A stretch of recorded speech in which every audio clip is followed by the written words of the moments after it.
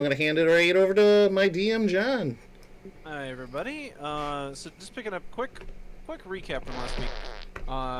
The folks here, the heroes, and the couple Ngangas that were in here trying to rescue their pal, Karobu, and the heroes have kind of fought their way past the corrupted nature spirits and fake creatures that had kind of invaded the mine. They fought their way past this bridge that had sort of acted as a bulwark against any intruders, and had repaired the totem that had kept the sort of the spiritual shield from the Feywild up. And as they repaired it, they noticed this angry scream come from the chamber that they've walked into now, where they see the Forest King that was trying to pull over more spirits from the Feywild. His plan has kind of been stopped for the time being, but unless our heroes can stop him, you might be able to just re-destroy that totem and then start his plan again. So, as we start our game, our heroes have just burst into the chamber here.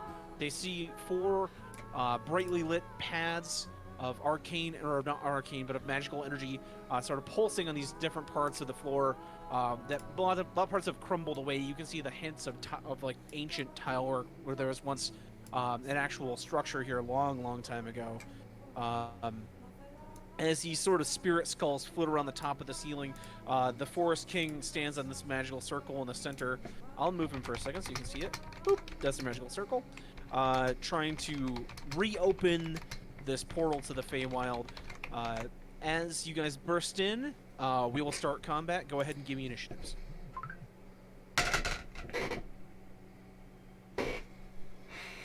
Ooh. It's a low one. 4.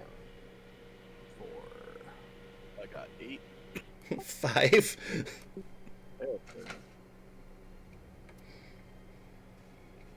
Okay. A lot of back end. Single digit crew tonight. Yep.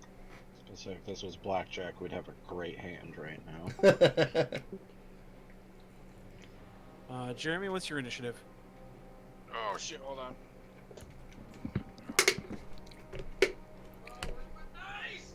So prepared. Well, it's not intelligent, but there's definitely life around. So prepared it hurts. I'll just play a bunch of fart noises over his turn. 30. 31. 21. 21. Fucking Rockners are already on the bridge. Let's go, guys. Minor, what'd you get?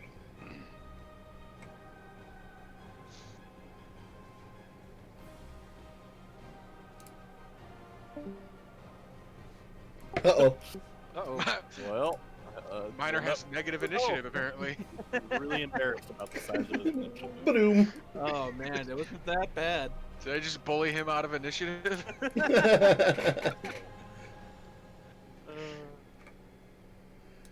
mean, he could have done worse than some of the things I just rolled for my NPCs and my monsters.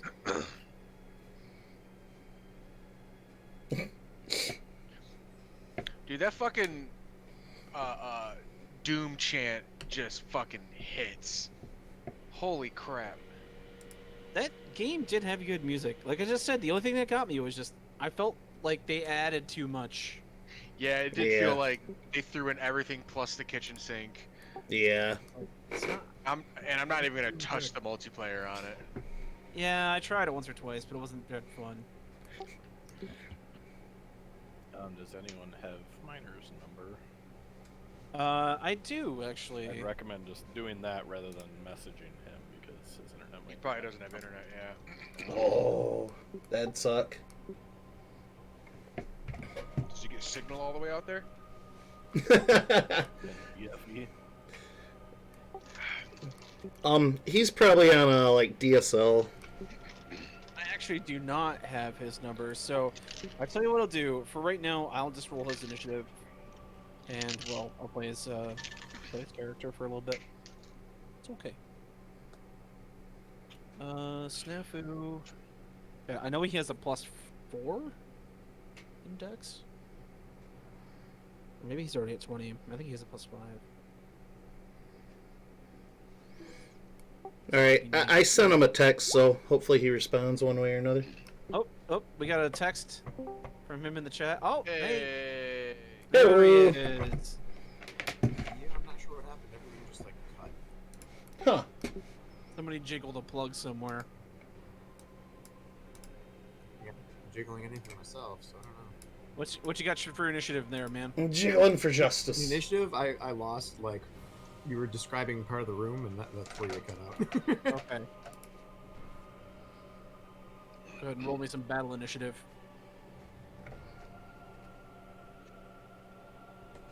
That's a 15. Actually, not too much different than what I rolled for you. Okay. So starting us off is going to be Jeremy. Where is?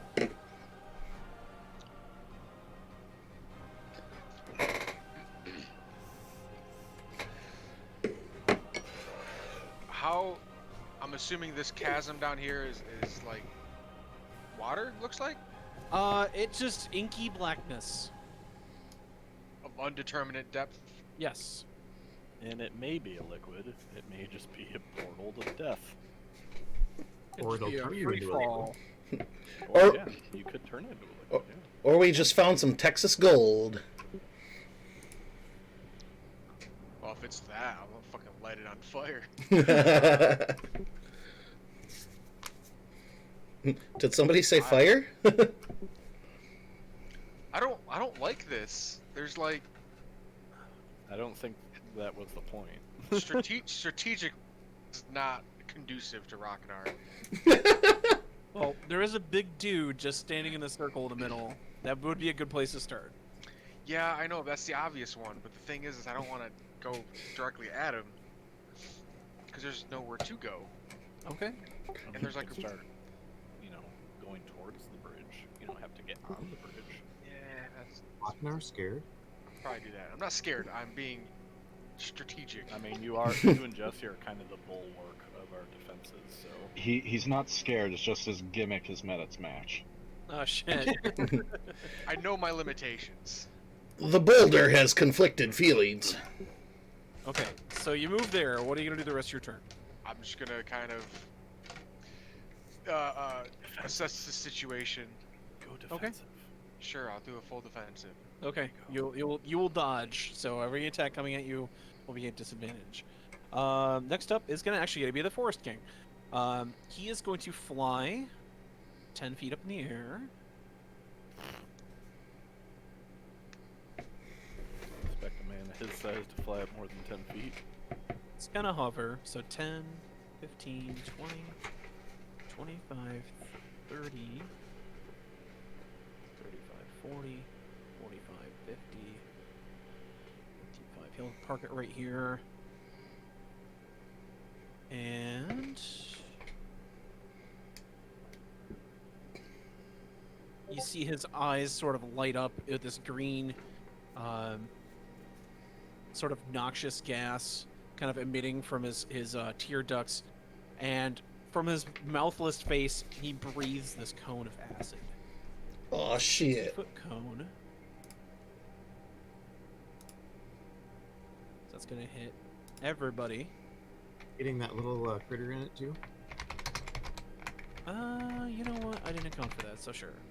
Friendly fire is a thing. I'm gonna need everybody to give me a Constitution saving throw. Woo! Is this against a? I'm sorry, excuse me, Dexterity saving throw. God damn it. I was like, yes, I can do it. Save one. Sorry. Well, I add a +4 to Micah,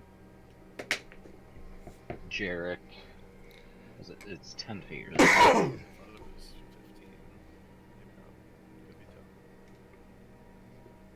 Pretty much everyone but Jeremy. Your aura protection, right? 2 seconds, I'm looking it up.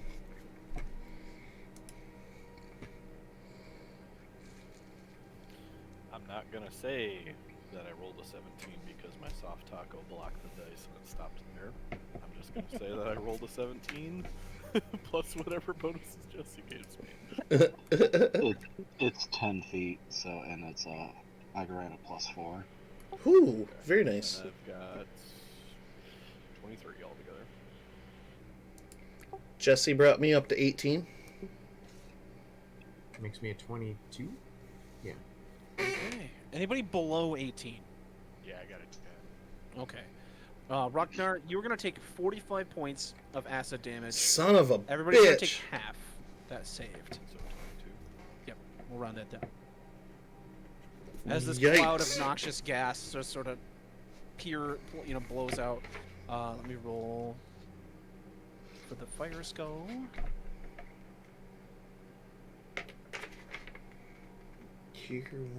John, what are you probably didn't, but I didn't catch it because I cut out. What are these lights? These yellow and red and blue. They are magical inscriptions on the ground that are glowing these different colors.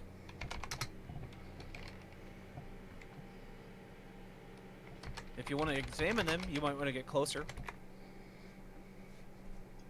It's the most complicated setup of Simon Says ever.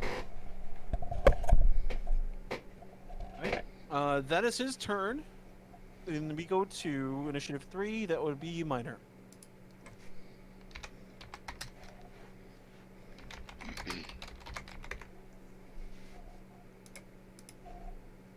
I'm going to try something here.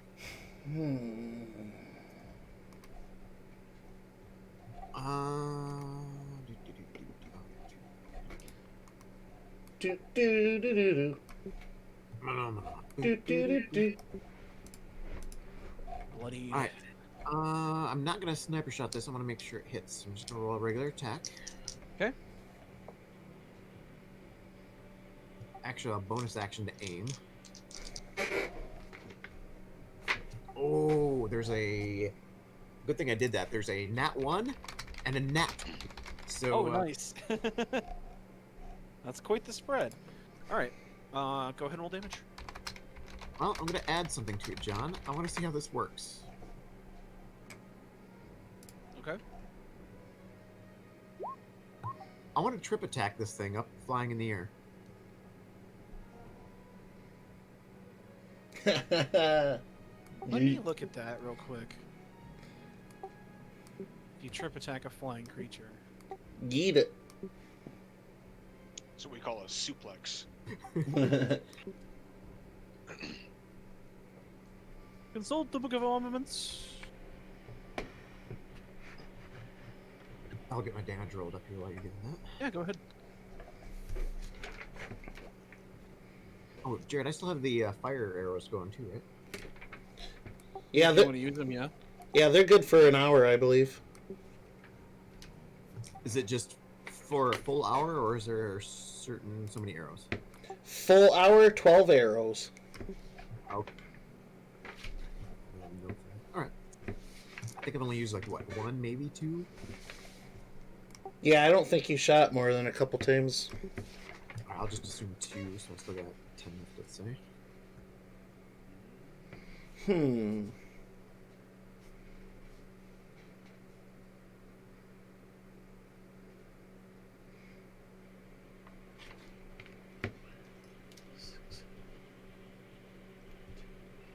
It does not say. So I will say doing a trip attack against a flying enemy will bring them down.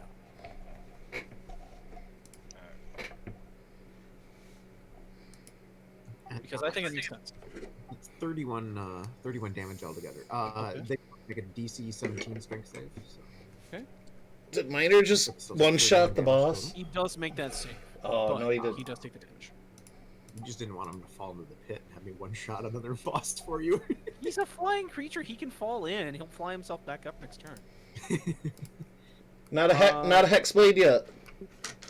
We got one more attack here. Besides, remember, he's a ghost inhabiting the spirit or inhabiting the body of a person. If anything, you just send the person down into the pit, and then the ghost would just come flying back up.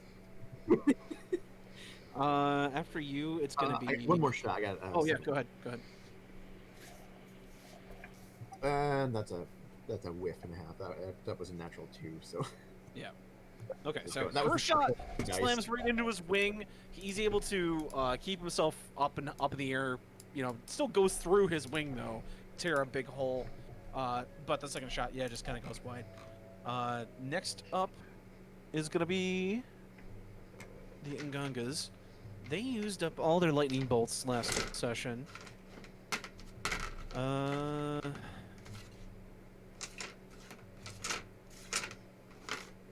don't really have that much they can attack with. So I guess they're gonna move to the middle. 2, 3, 4, 5, 6, 7, 8, 9, 10, 11, 12. 2, 3, 4, 5, 6, 7, 8, 9, 10, 11, 12. Okay, they kind of run out into the middle of the circle with their maces ready, kind of looking up at the creature, waiting for it to come back down to the summoning circle, or whatever magical circle that it's trying to activate here. End of their turn. It's going to go to Micah.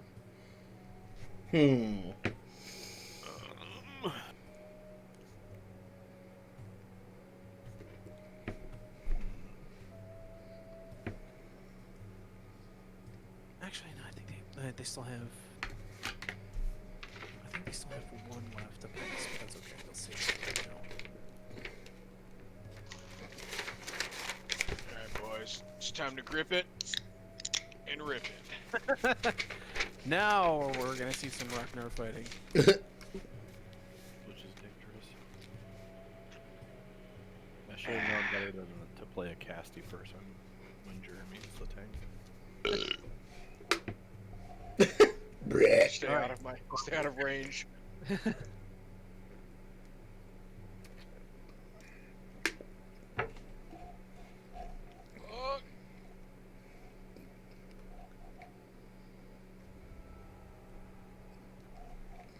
Oh, Oh, they moved. Yep, they fucked themselves. I'm not gonna cast it there. I might not cast it this turn then. Shit. Yeah. I think for right now I'll move here. Okay. Can I see the inscription on this one here? Vaguely. If you want to give me a perception. You know I had to do it to him. boy, you know I had to do it to him. Do it to it. You don't get loose.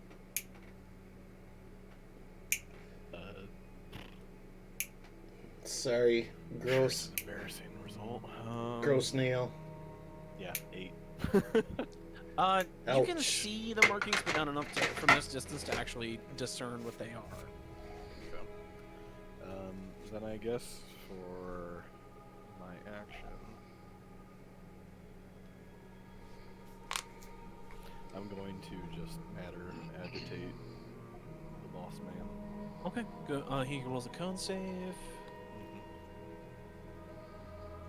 That's a 14. 16. Oh, he just missed it. Alright.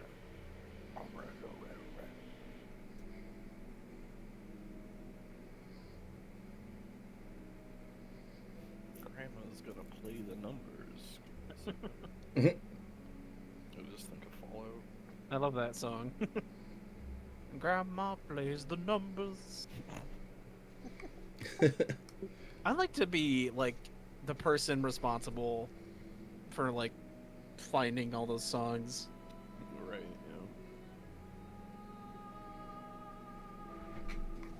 yeah.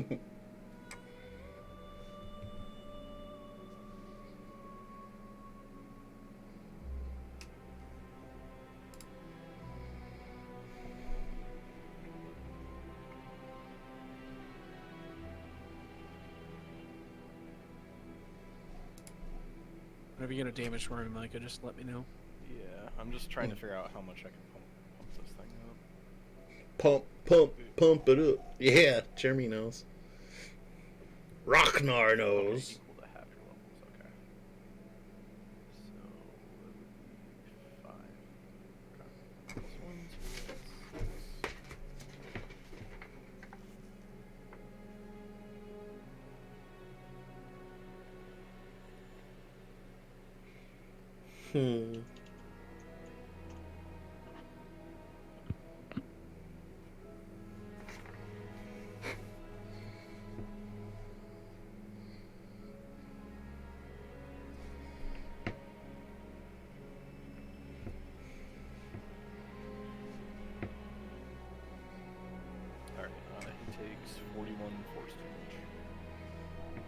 You hit him with this unseen sort of ball of disintegrating force.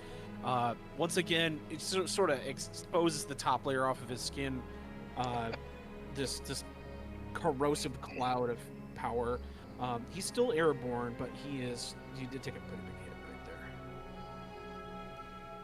That'll be my turn. Okay. End your turn. It's gonna go to the fire skulls. Okay. So these little kind of will-o'-the-wisp spirits flitting around here from the Feywild kind of get in position.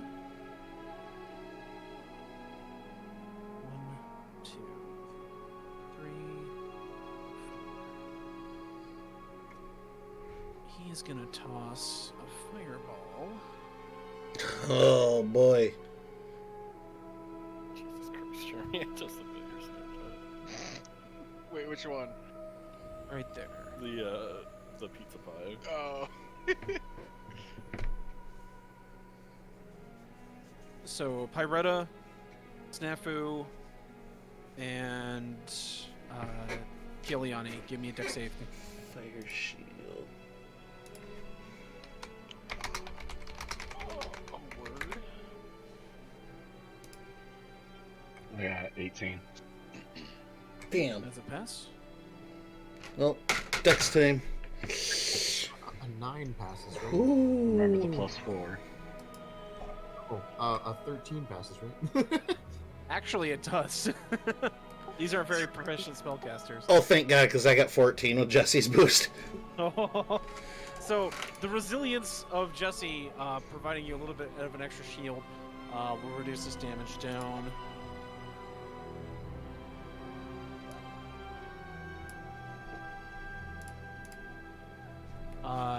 Halved, you'll take 13.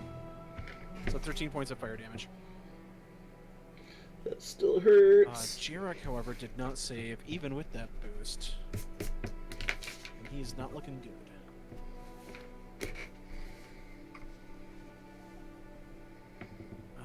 These guys here. He's gonna kind of stay out to the side here. He's gonna stay out to the side here. How much damage is that? Or did I, That's did I 13 start- after it was halved. Okay, sorry. Do you want us to announce when we're bloodied? No, Okay. if you don't want to. Well, pro tip, I'm bloodied. I mean, like, your healer might want to know, but you are a healer, so I guess that's... It's like I'm psychic, too.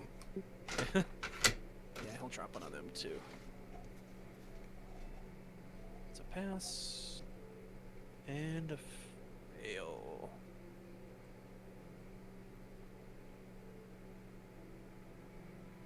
It's 11. That's a lot of 6s.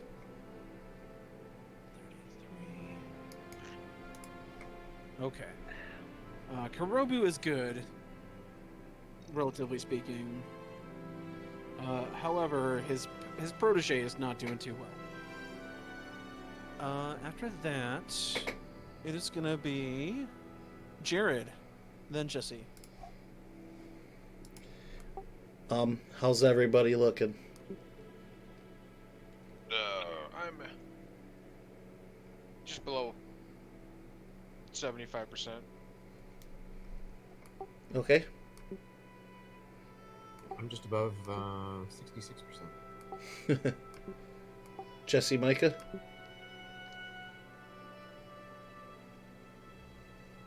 I'm about halfway. Okay. John, Yes. I noticed the colored... You said they're pillars? They're like daises on the Okay.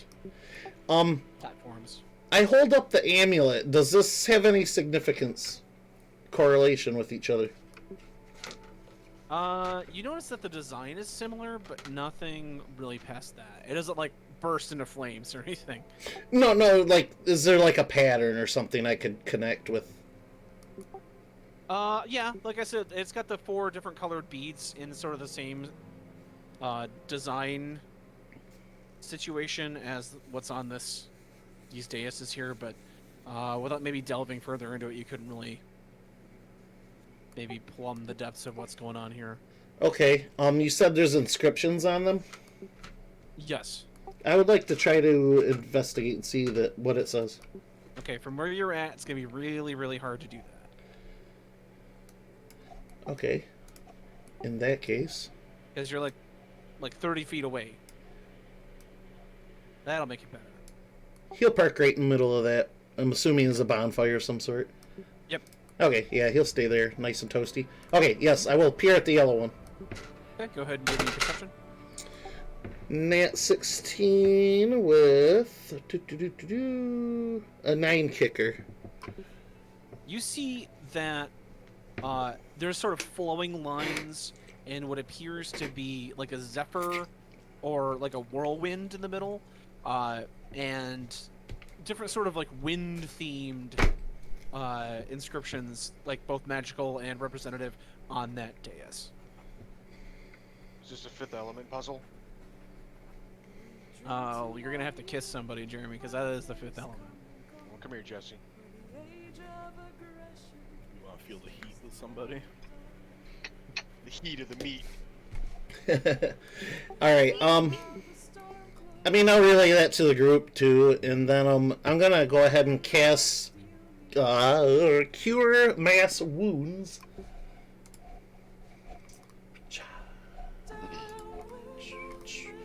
Alright,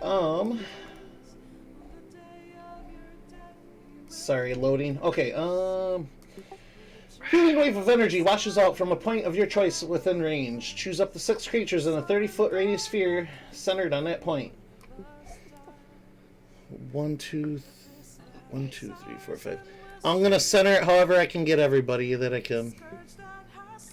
From where you're at, it's pretty easy. Yeah. You won't be able to heal the Ngangas, but that's... Yeah, I get that, yeah. Okay. They kind of made their own choice. Alright, I gotta roll it up, 1 sec. 5, 6, 7, 8, 9, 10, 11, 12, 13, 20. Everybody heal 27 damage. This is loud. Jarek is still bloodied, but less bloody than he was before. And then, I'm gonna have my Flame Spirit prep an attack if anything is going to hit me. Okay. With that, Jesse, it is your turn. You and Jarek. My buddy Jarek and me. And this is an action figure. He would be burn victim Jarek right now.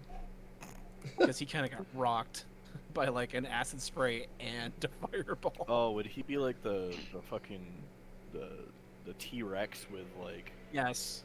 I know the had exact battle what you're talking damage about. where you just pull a chunk of his skin off? You see like his exposed ribs and his viscera. Yeah. Yeah. Like when did this ever happen in the movie? I didn't watch Yeah. that Jurassic Park. Right. I had that toy. I wondered the yep. same thing. They're in my basement. Before everybody... Before... A helicopter with a grappling hook on it, and it had like the classic like B-52 fighter pilot like shark teeth on it, and I'm like, where was this? Hell yeah. You try to helicopter lasso a dinosaur, you get your shit rocked so fast. Oh, it's okay, John, because that's why it had missiles. Oh yeah. You blow it up first. Subdue the dinosaur. The problem is, it's a little hard to pick up all the chunks with a grappling hook. Gotta be really good at claw machine. So what do we know about the 4 things? Presumably they each represent a different element. There's 4 of them. Presumably. Do we know what they do yet? Not... I would say so. You would just kind of identify that there's inscriptions on them.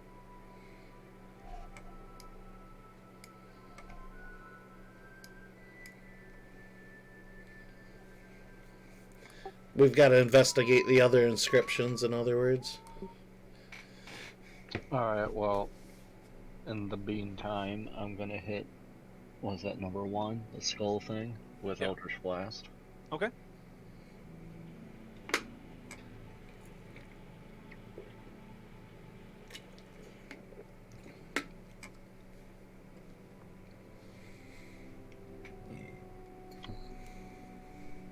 17 and 2 15s.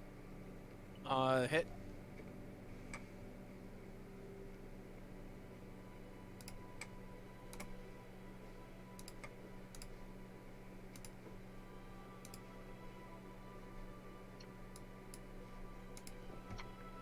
$40. 40 damage. Yep, Right. total. Number one actually just disintegrates midair when your beams of energy kind of diverge all at one point, just shatter in this shower of teal blue fire and bone shards. Jarek, unless if you're not done, he'll wait. Yeah, that's all I got. Okay. He's gonna move here and he'll defensive stance. So. Back up to top of the order, Jeremy. Let's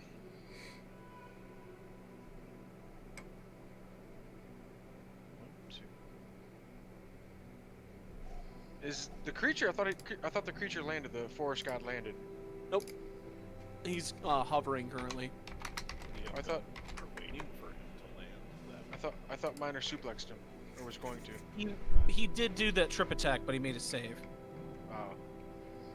Well, I guess I'll join these guys here, Okay. and then go back full defensive. Okay. That makes it his turn. The Unga Dungas. Unga dunga. 1, 2, We like to be called the bait. 4. He will land here, kind of shaking that bridge.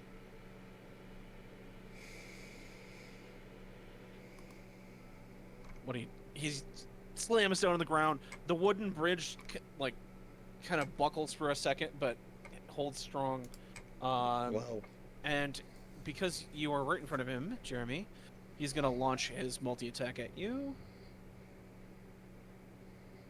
With Raining down with disadvantage. its...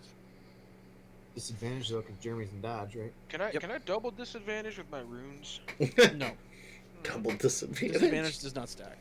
It's like advantage doesn't stack, disadvantage doesn't stack. Well, that was still both pretty good rolls. 24. That one hits. Okay. He Dang. slashes down with his claw. You're gonna take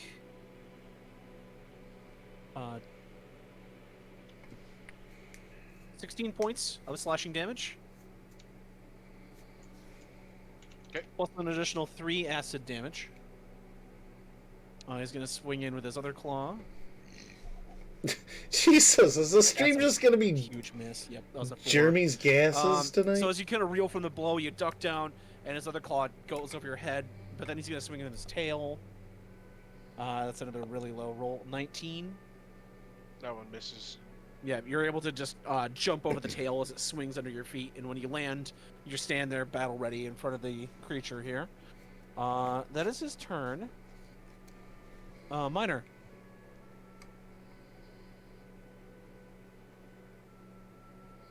One of those other flying things are kind of out there, aren't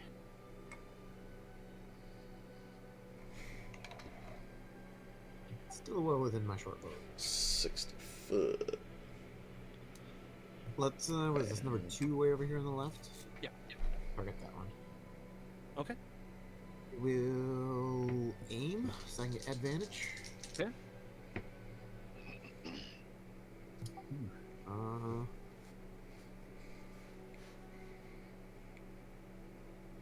Is a 17 hit?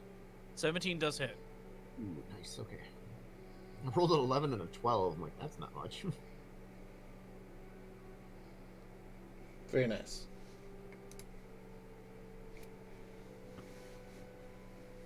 That's 20 piercing damage. Okay. I'll attack it again. I assume that didn't kill it, right? He is bloodied.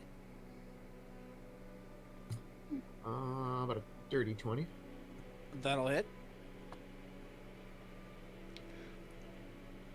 And 21 damage this time. That's enough. Your arrows find their mark, and once again, in a teal sort of explosion of fire and bone, the skull explodes. Nice. All right. Call it good on that. Anything else? No, that'll be all. Okay.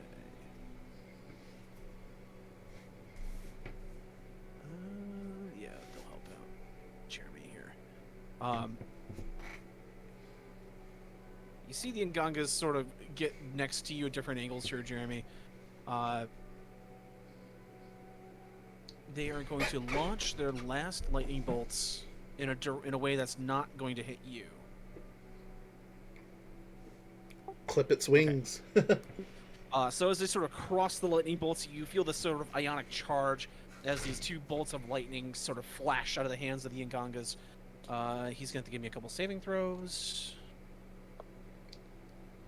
That's a fail. That's a fail. That's a big fail. All right. They're pissed. This is the last of their ability, though. I think this is their last effective spell. Better make it count. Oh, that's not good.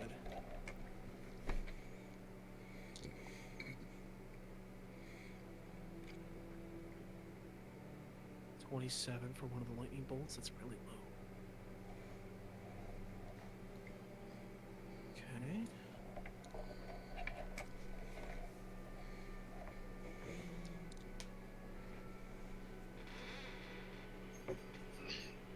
That's not bad. 30. So one of them kind of just goes off the side, kind of searing his wings and his tail as it sails past him. But the other one does hit pretty much square in the chest, and that one is going to bring him down to bleed.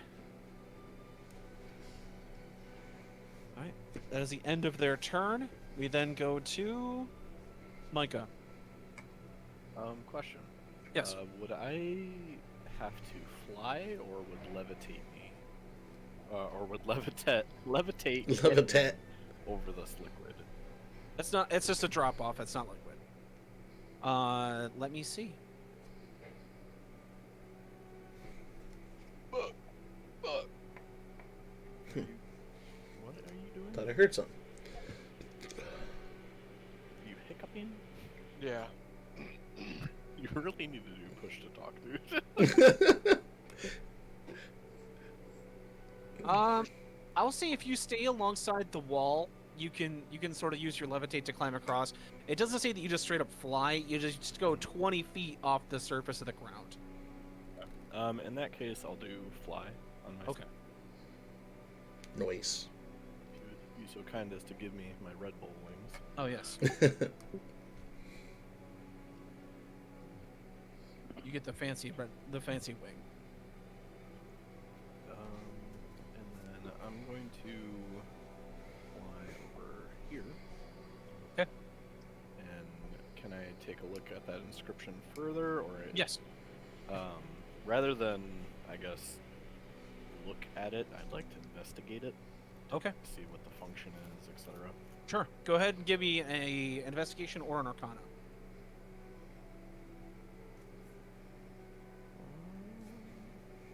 They're both the same. So I guess we'll do our. Oh, I do have chain. Hell yes. Yep. 28. It'll be exciting. Wow. Okay. As high as I can go. As you're sort of flying there, looking down at the pad, you can see what appears to be like a burning sun in the middle, ring of fire sort of motif on the outside, and then the runes inside are carved with the elemental power of fire. As you're sort of getting closer to this, you can feel this sort of inner warmth kind of going through your body. With that high of a roll, you would assume that any sort of attack that you threw out while standing on this pad would add that element to it. That's cool. That's cool. Alright. So the element being represented is absent from each of these. It's the element that's being represented is it's generating towards outgoing attacks. So, say you were standing on the air pedestal, Jesse. Your Eldritch Blasts would do both force and quote unquote air damage. Got it. Are you gonna be the avatar, Jesse? That would imply I get the reference, which I don't. Anything else, Micah? Yeah, okay. Um. Let me see something here.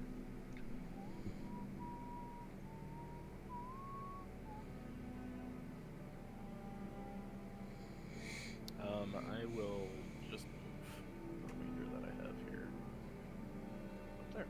Okay. And that's my turn. All right. After your turn is going to be the skulls. 1, 2, 3, 4, 5, 6, 7, 8. Because you guys are still grouped up so lovely, we're gonna get another fireball. Right there. Well, not her. We'll do you two. Okay. Jesse and Minor, go ahead and give me another saving throw.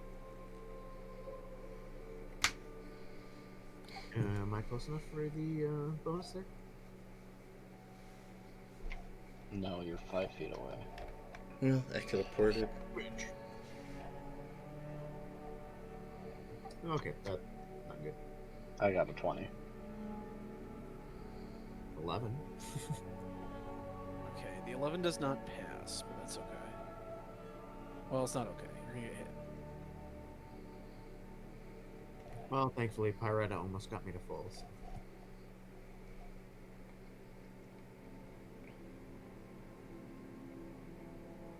Yeet. Sorry, give me one moment here.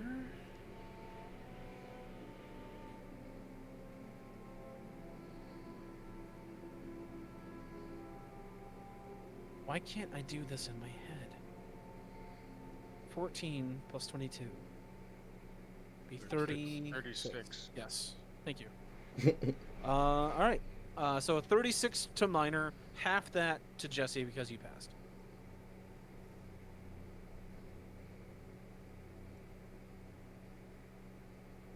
And then this one is going to move right here. And that'll be their turn. End of the Skull's turn. It goes to Jared and then Jesse.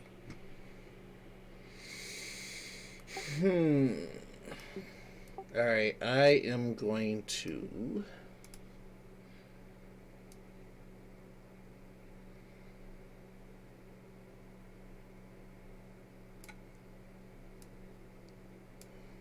I'll move there, and I'm going to use Frostbite on Skull 4.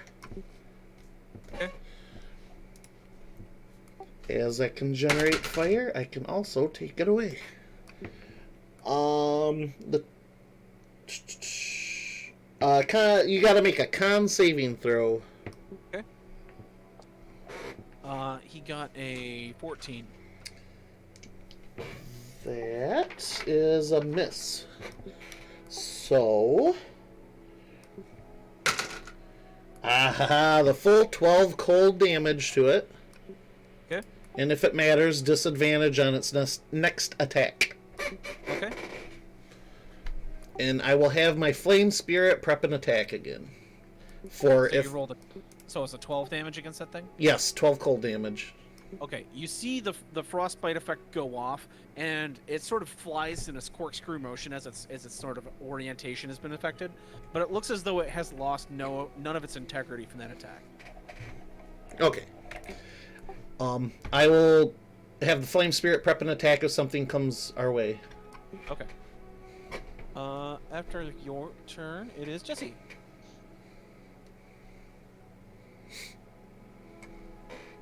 Damn. I thought the ice would do something for sure.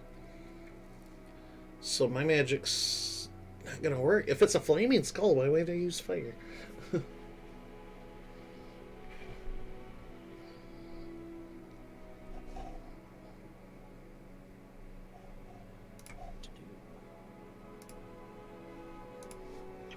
Okay, I'll move here and I'll do Eldritch Blast on the skull. Okay. Go ahead and roll attacks.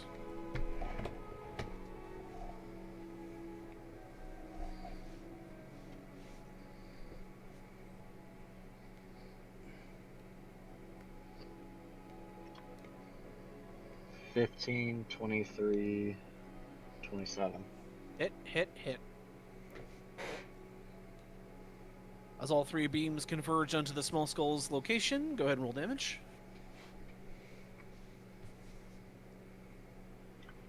36.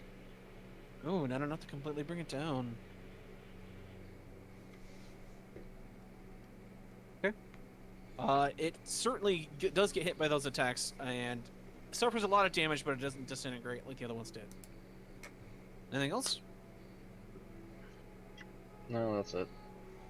1, 2, 3, 4, 5. Jarek's gonna run up, and he's going to reckless attack the nature king, the forest king. Uh-oh. Actually, no, he doesn't have to reckless attack because he's got an advantage with Jeremy. Right. He's got the Jeremy advantage. He does. That's gonna be 1 hit. And a crit. Nice. Alright, so as his first attack sort of swings in and hits the base of this creature's tail, does decent damage. With his second attack, he attacks the exact same spot and lops off the tail. The creature howls in pain, and as it sort of stumbles back, it leaves this corpse on the ground of the wounded Unganga. He looks all battered and bruised, and actually his leg has been chopped. Looks like it's been chopped with an axe. And in the place of that poor, unfortunate Unganga, a spirit manifests itself. A ghost! As it Ruh-roh, appears, Raggy. let me write these down so I don't forget them.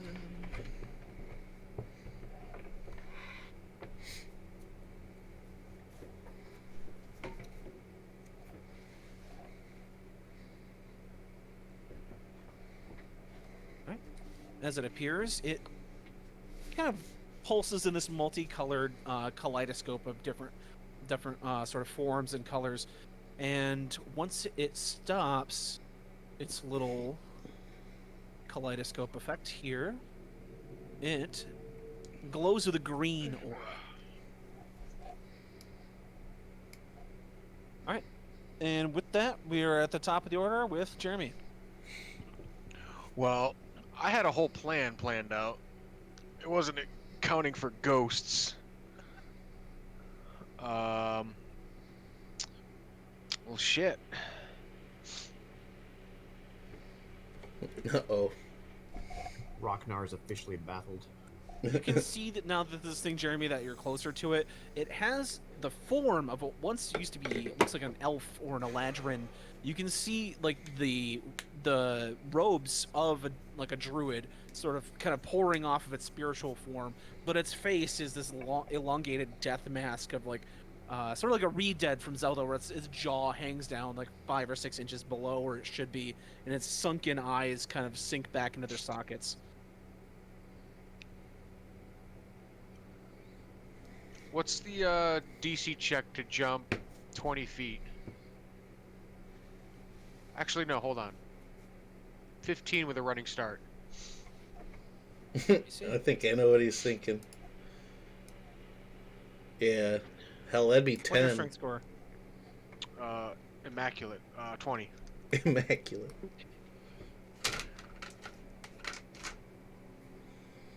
I have an athletics of 9, though. Okay. You should be able to make a 20-foot jump. That'd be no problem. Alright. I'm going to disengage. Okay. And then do a running start to jump to green. Okay. Go ahead and just give me a athletics roll. 25. That's no problem, yeah.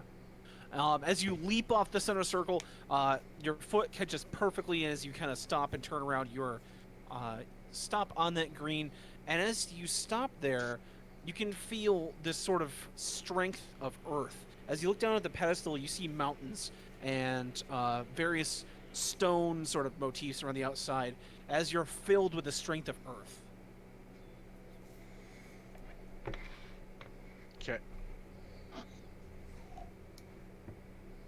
All right. Anything else? Nope. Okay. It is going to be the Forest King's turn. He's going to move 1, 2, 3. Gets an attack of opportunity. It's going to be a miss. He is going to wheel around and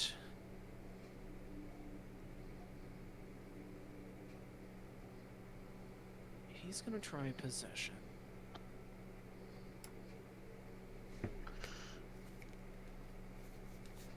He made this save. He tries to possess this wounded Nganga right here, as you see him surge his sort of spiritual form into his body. But the Nganga is able to keep up a mental shield and keep the creature pressed out. Very nice.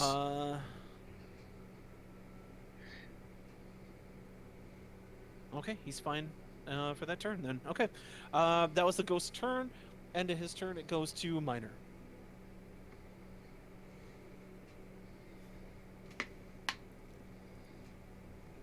Thank you for labeling. Orf. I got you, John. Orf. Orf. I'll aim for was number 4 here. Go ahead and rain lead on me. See if I can. Yeah, I'll use aim. Advantage is always nice. I'll be a dirty 20 again. Okay, that's a hit. Don't even bother to roll damage. He only has 4 HP left. So you're able to sort of see him wobble in there. And just put an arrow right through it. Boom. Explodes in this poof of teal fire. Other one, I think, is still in range of my bow, isn't it? 90 feet.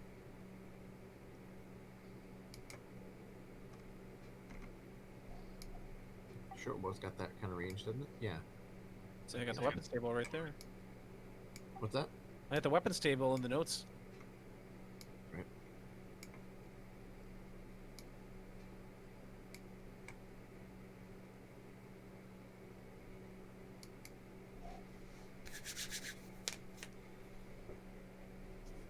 Short bow is 80 Yeah, slash 320, so you're going to be rolling at disadvantage. Actually, no, I'm not, because I have sharpshooter. Does the sharpshooter negate the long range? Attacking at long range. There you go, attacking long range. Nice. This is not Snafu's first rodeo. Yeah, that's what, number 3 way back there? Yeah, so here we go. Oh, hey, another dirty Just 20. the immense bullet drop. Lots of 15s. Yeah, that's another dirty That's a hit. Go ahead and roll damage. Nice.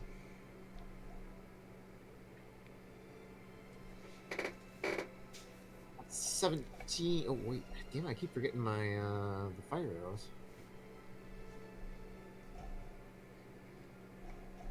So I can add the. Yeah, 21 damage altogether. Okay, how much of that damage was fire damage? 4.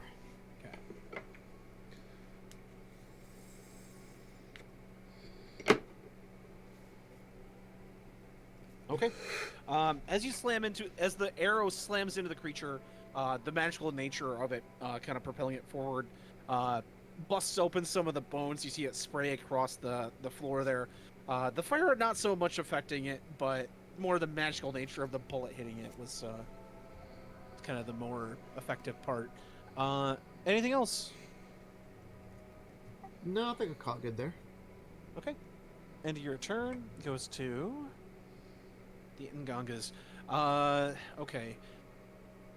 They are going to attack with their spirit maces. Their lightning maces, I should say.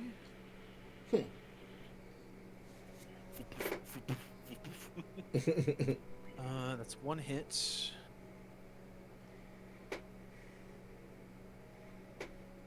You see the physical mace go right through the creature. Even the magical effect of the magical nature of the weapon not really making much of a difference. The lightning dealing a fraction of its effective damage.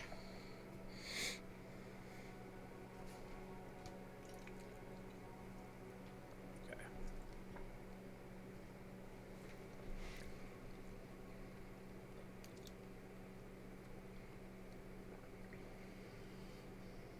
Second Nganga's gonna do the same thing. That's a miss. So you can see them sort of like batting at the spirit, and you've seen them these spirit like sort of spirit-bound fetish clubs or maces like collide with ghosts before, but this one, what appears when he's in this chamber at least, appears to be powered up by some sort of other field that makes him a little bit less effective than normal. At the end of their turn, they are going to stay where they are for right now. Then we go to Micah.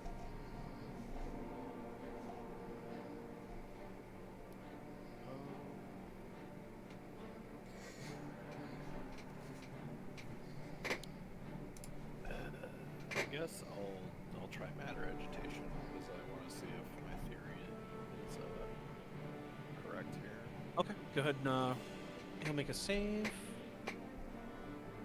That's a 19. Okay. You try to get your insinuate your psychic will into this creature, but it's slippery. Just kind of sliding off of like almost an oiled surface of its mind. Anything else you want to do this turn? I'll fly over to this one. Okay. As you sort of hover above it, you can feel this sort of mist come up from the dais, almost like a cooling, sort of soothing, almost like rain, like mist, kind of emitting from it. Anything else? That's it. Okay. End your turn. It is going to be the last flame skull. 1, 2, 3, Beer break. 4, 5, 6, 7, 8.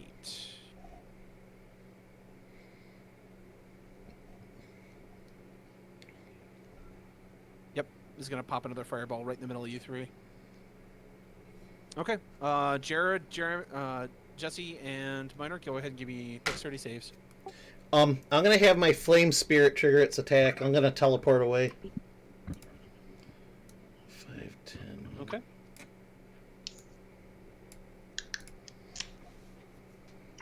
I got a 16. Is that far enough away? I don't think it is. 20-foot radius. I was here, right? Yeah. 5, 10, 15. You were one more down. Yeah, you were right here. Yep, there you go. If you go right there, I'd say if you want to pop, maybe like, how far can you pop? 15. If you pop right at the very bottom in the hallway, I'll say you'd be shielded from it. Okay, that's what I'll go. So as the blast goes off, you just see it looks like almost like she gets disintegrated. But you hear her bamf kind of behind you. I'm sorry too. God, I wish I didn't move so fast. Was my spirit within 5 foot of Jesse too? No, he was parked in the fire. Okay, never mind. Okay, continue. I'm sorry. Yeah. Okay. Jesse and Minor, what was your saves? I had a dirty 20. 16. You guys both passed. Like I said, these are weak spellcasters, but they can still drop that fire. Go ahead and take 14 points of fire damage each. That's already been halved. And that's the end of the Fire Skull's turn. We go to turn 7, that's Jared. Alright.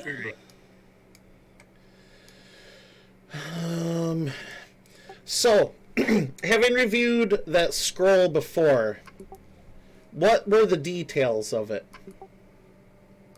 I mean, it would function the same as the spell banishment.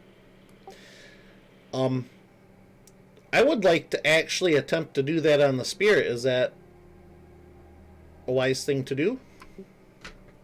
Could I use insight? Sure. At 17 with a 5 kicker, so 22.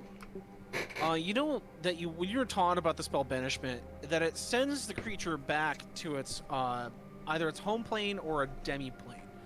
You sort of realize that Oops. because you saw its Eladrin features and you saw that it doesn't really belong in this plane, but most likely to the Feywild, if you were to banish it, it would vanish to its home plane for about a period of 60 seconds.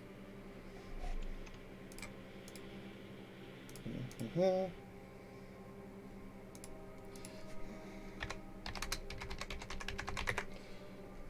For 60 seconds? Yeah.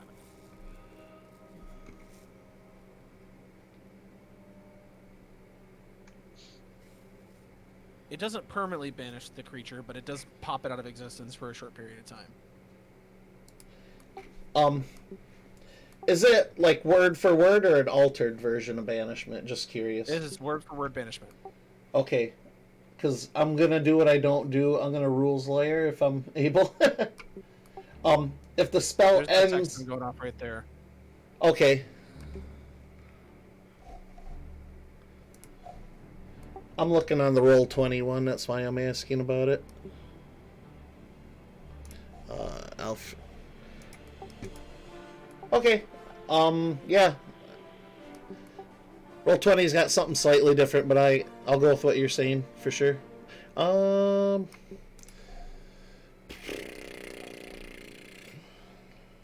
If the target is native to a different plane of existence other than the one you're on, and the target is banished with a faint popping noise returning to its home plane, spell ends before 1 minute has passed.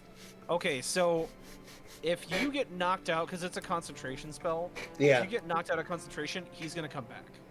But if Okay. you don't, for a minute, he's going to be gone forever. Alright, I guess I will do that if that's allowed. Okay, do you want to go ahead and try it? Yes. Let me measure range. I would He's strike just the... in range. Yeah, as I say, I'd strike the lower end of it. Okay. I'll begin that, and I will have my spirit prep an attack as usual. Okay. And I will basically say to Miner and Snafu and Kiliani, like, protect me, please. What's your spell save DC? Spell save DC is 17. He actually rolled an 18.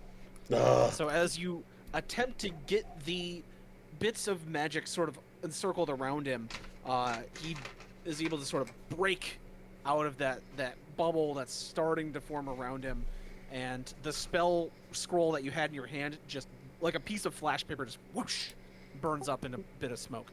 I tried, guys. Well, that's good. I mean, you used the thing I gave you to do the thing I was intending you to do. That's that's nice. Earth. I assume. Anything else you want to do on your turn? No, that's all I can do. Okay. Jesse. Oh shit. And that's why I said push to talk. I tried to mute it. I couldn't get it in time.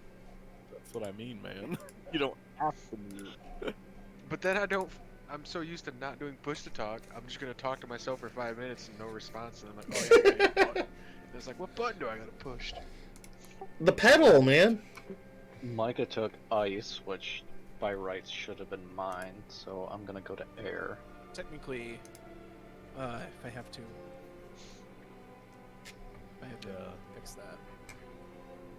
Oh. Well, one of us is actually born of that element. I'm an ice dragonborn, so I think that's by rights mine. I mean, you're arguing about different states of the same thing, so. Exactly. One of us was born with it, the other one discovered it later on. It's molded by it. Maybe just order. You merely adopted it. Okay, Jesse, it is your All turn. right. Regardless, I'm gonna use my move action, go to the edge. I will use my bonus action for Misty Steps. Okay. And I'll go onto the air thing. Nice.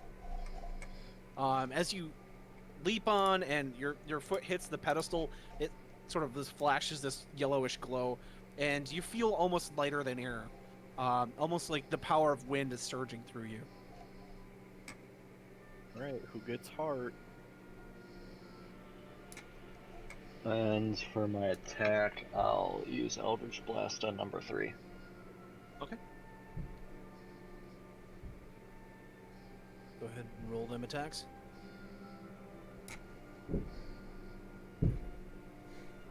Well, one's a natural 3, so I don't think that hits, but then I got an 18 and a 23. Hit and hit. Yeah, you guys are lucky you closed that portal, or else the fire skulls would have been replenishing their numbers every turn. Total is 28. That's what I think of that. He only had 25 left. It is enough to destroy the skull. Once again, bursts in this sort of small explosion as he flies over the bit of ground in the middle there, and bones just sort of clatter at the feet of the spirit. Anything else? That's all I got. Jarek is going to move back because he knows that he's not going to be able to do much against a ghost. He's going to move and do like a sort of protective stance kind of in front of you, Snafu. End of his turn. We go back to the top of the order. It is going to be Jared. No, excuse me, Jeremy.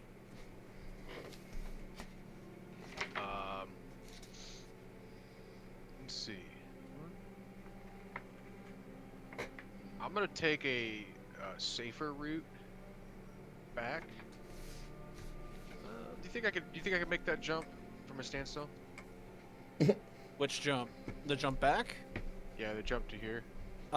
You would assume you might need a running start, but it might just be a bit harder.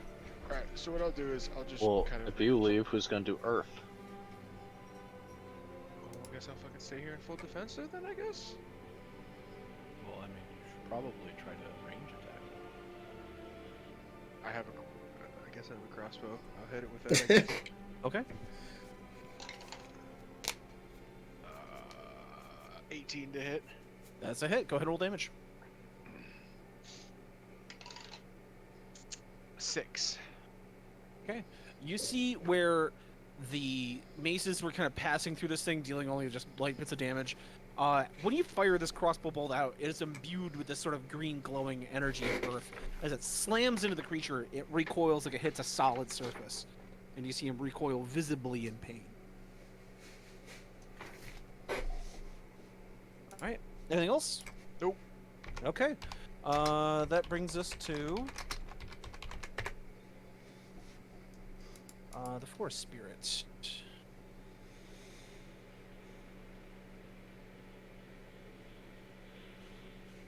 As it shuffles its colors, it becomes blue.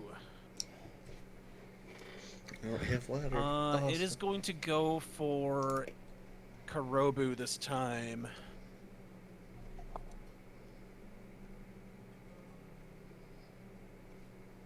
Ooh.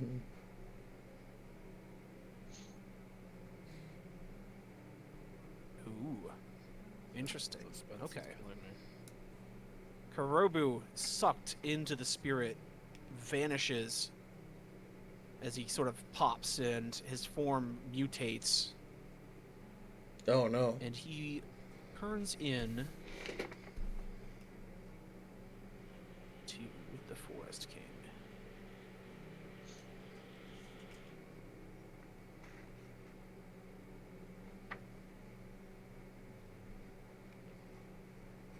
Hold on. I know how to use this system, I swear.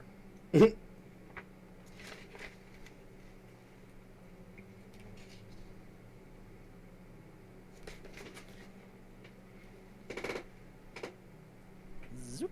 There we go. And he just sort of grows out and bursts forth with his full power once again restored. Alright. And that's going to be the end of his turn. We go to Minor.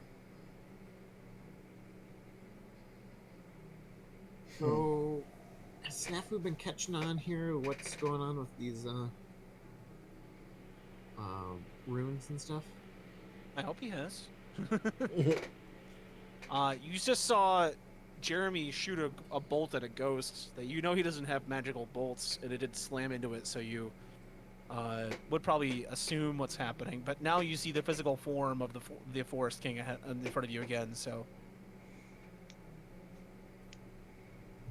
Problem is, could I make that jump? give me an insight test. Insight, you said? Yes. That's a 24. Now that the creature is back into a physical form, any ordinary attack should be effective against it once again. Yeah. For how long? Haha. The only element left is fire, and you have fire arrows, though, so. True. But it also does whatever it costs to him. Well, I'm just gonna go ahead and shoot it. So, Okay. because that's basically what I do. Oh, it wasn't at 18, and then it rolled back to a 5. So that'll be, yeah, 15. 15 does not hit. The arrow sort of flies at him. He bats it away with his tail. Fuck me. Hmm. Yeah, that's another miss. So yeah, I did a whole lot that turn. Okay. End of your turn. We go to the last remaining Nganga. This guy just screams, Karabu! And he runs over, and he's gonna do his sort of last-ditch effort attack here. Just multi-attack with his lightning mace, excuse me.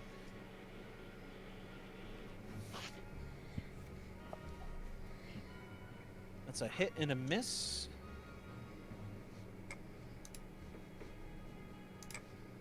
It's gonna do 6 plus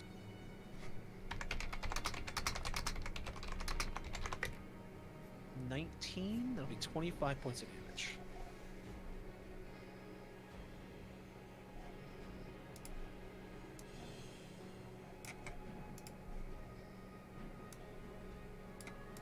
Okay. With that, he sort of slams into the back of the Forest King. You see the Forest King sort of turn its head regarding this last Nganga, kind of hatred burning in his eyes. As he is done, it's Ooh, going by to the way- be Micah, Oh, never mind. then Jared, and then Jesse.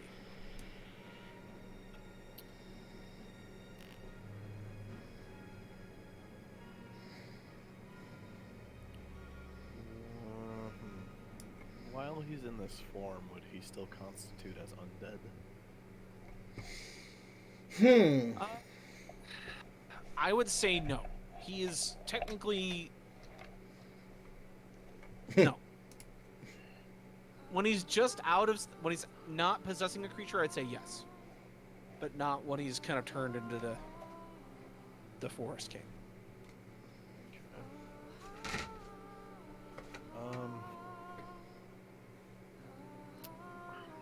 I'm going to do, or attempt to do, Hold Monster. Okay. It's a Wisdom saving throw, right? Yeah. That's a natural 8. That'll be a 12. So he is paralyzed. Okay. You see him sort of perched precariously off the side here, but he is standing like a statue on the edge of this precipice here. And since it's another concentration spell, I have to drop fly, correct? Yep. I'll do that.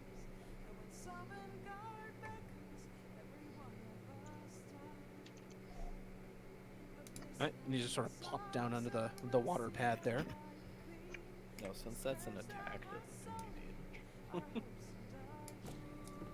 What's that?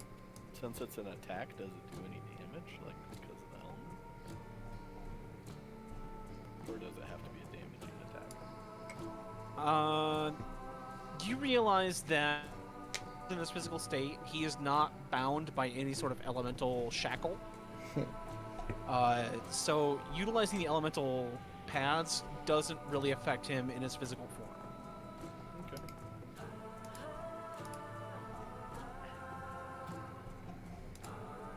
Anything else? Okay. We then go to Jared.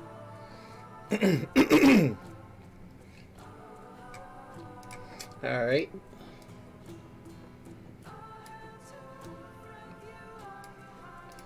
I'm gonna park there. Cure mass wounds again. Focus from there. Okay. So everybody in a 30-foot radius, that's everybody except Micah, will be healing.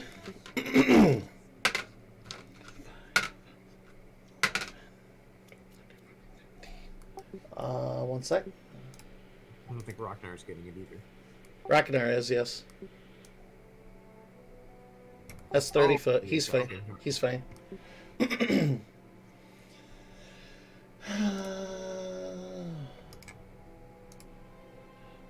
Apologies, looking up the spell again.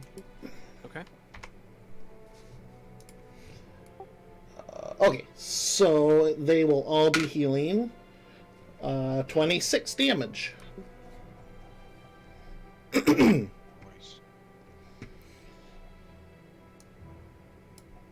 Him too. Him too. And then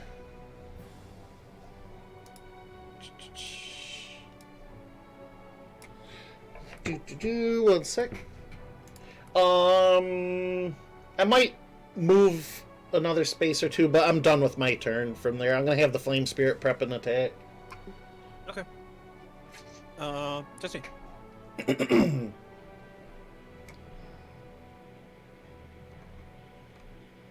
60 foot. Okay, we're cool. Okay.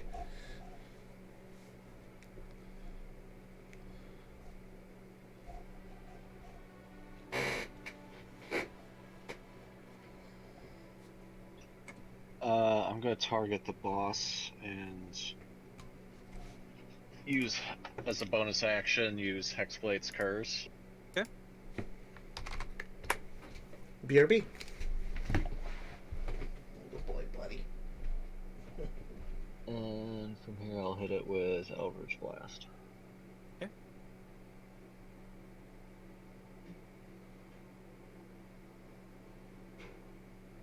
He is paralyzed.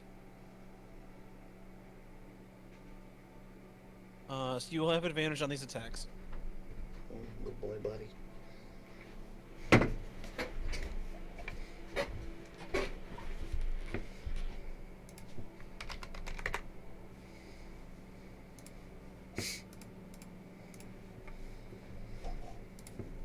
Okay, what'd I miss? He put Hexblade's Curse on him and did Eldritch Blast. Oh, nice. Spells can't crit, right? No. So this natural 20 is meaningless, Pretty much, yeah. besides being pretty much an auto hit, because Yeah. it's 29. Okay. Unfortunately, yes. With Eldritch Blast, it's a very effective spell. It's just it can't crit. Yeah, it's fine, Okay. Okay, Nice. so I got the auto 20 for 29, then I got a 22, and something higher than that. That's all hits. Go ahead and roll damage. I still push the critical 20 button for you for the stream, Jesse. There you go. A 20's a 20. Yep.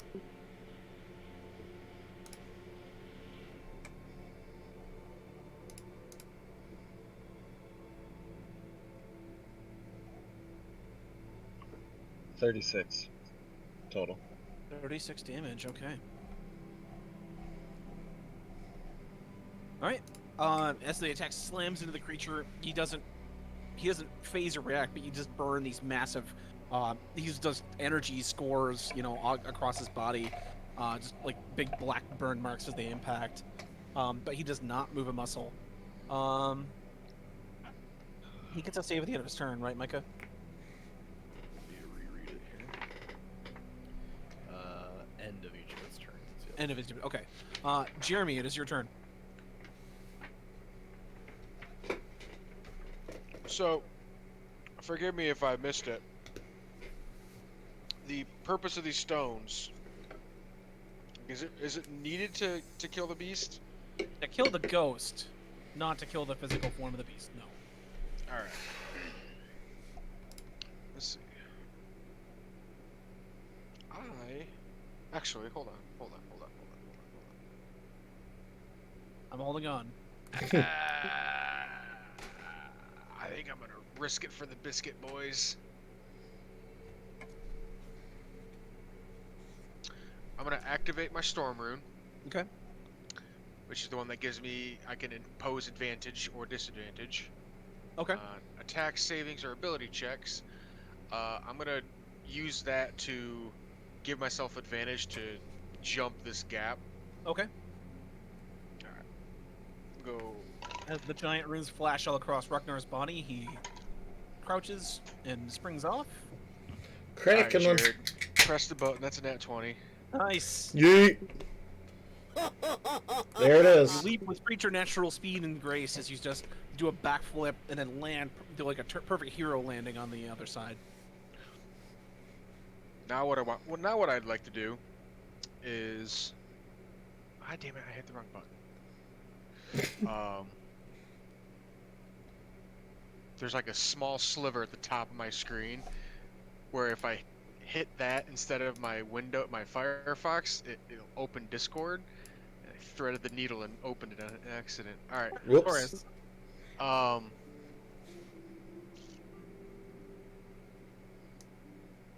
Okay, reaction.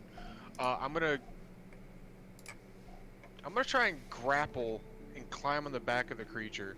Okay, he is completely still, so you do that. You are able to climb him like a tree. You do that. And what I would like to do is like bind his wings with chain to prevent him from flying again. Okay. Give me a sleight of hand. An 8. Okay. You do your best. You wrap the chain as as effectively as you think it's gonna be. You kind of get like right at the base of both of his wings. Okay. All right. And then I'll climb down and stay within his range. Okay. That is Ragnar. It is going to be the Forest Spirit's turn. He can't do anything. So he's going to try to roll a save. What was the DC on that, Micah? 16. That's a fail. He is considered paralyzed for one more turn. And at his turn, it is going to be minor.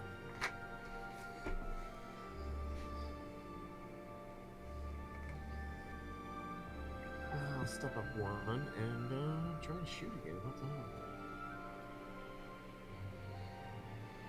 Oh, come on. That's fucking terrible.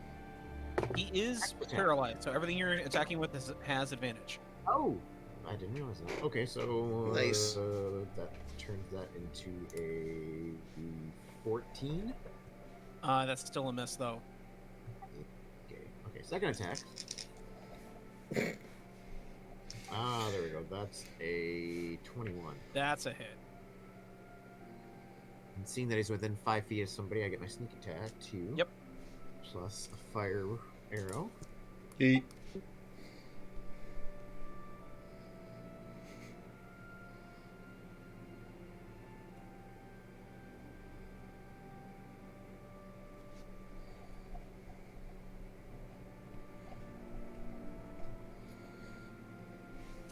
$29 piercing.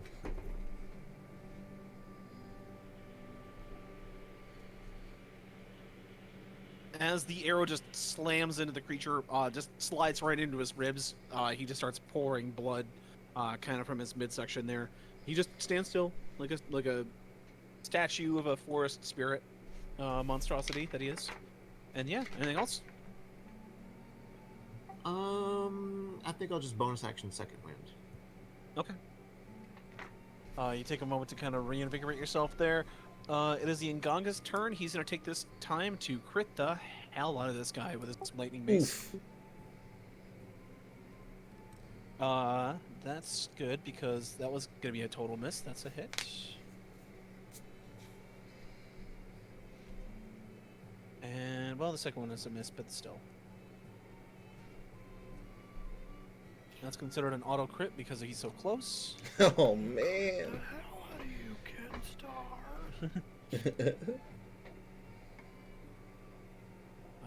That's 8 plus 6, that's 14.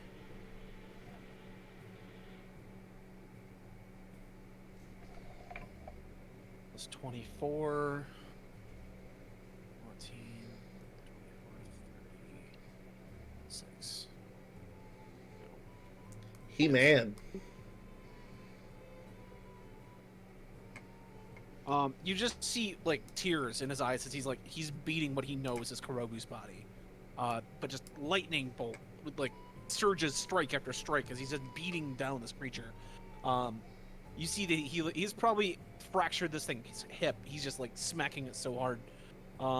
End of his turn, it goes to Micah. Rip them apart.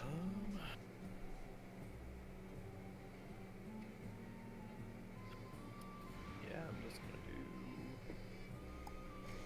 How does it work for saving throws for him? Since Good he's question. paralyzed. Still the same? Or... Paralyzed. The creature automatically fails strength and dexterity saving throws.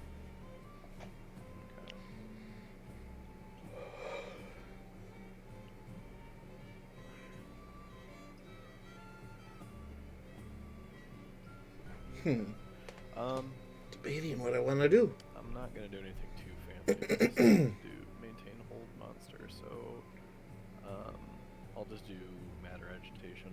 Yeah. What's there? So it's a con save. That's a 2. That's a big miss. Hooray! Alright.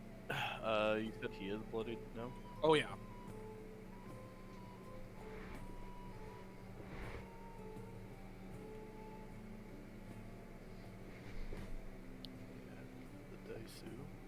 The Daisu. Dice.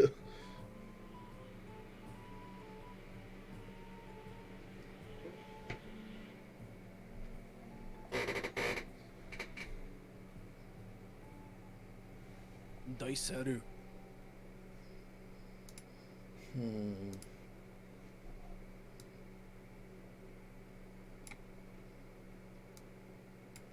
Well, it can hover. 31 more force damage. Almost enough. Okay. As you tear into him, he is just. You see this thin veneer of the spirit over the body of Kurobu. So you get this outer layer of like just pure rage, but then underneath just this like absolute deep well of fear. As Kurobu's not sure what's happening to his body. But he bursts into flames. A lot of the creature's flesh just atomizes. He is practically a standing skeleton right there. At the end of your turn, Micah, it is going to go to Jared. So, question. If I delay my action, is that until my next turn or the end of this round? You have to pick a trigger, Okay. and if that trigger does not happen, you lose your action. Okay.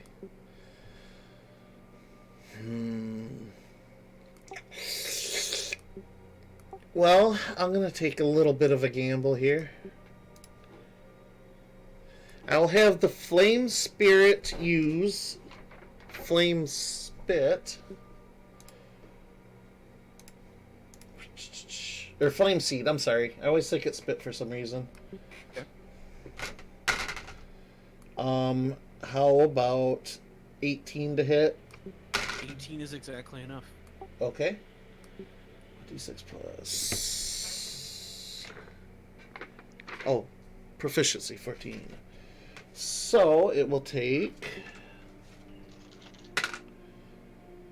10 fire damage. Okay.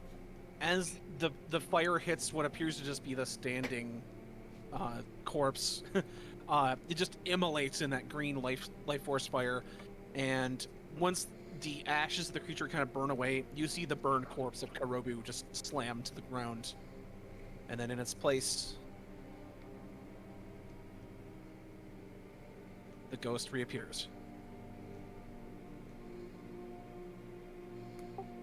Is it still that bluish color? He is spawned in, so I have to re-roll.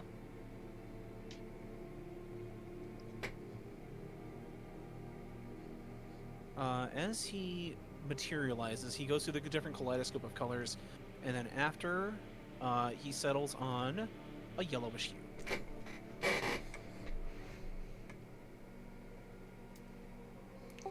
Okie dokie. Oh, so he was right here.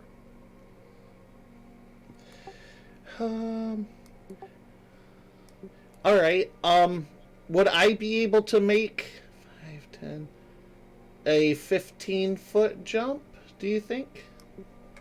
You could try. I'll move up here and get kind of a running start. I'll move up here and get a running start. What's your strength score? My strength is 12. I rolled a 19 though.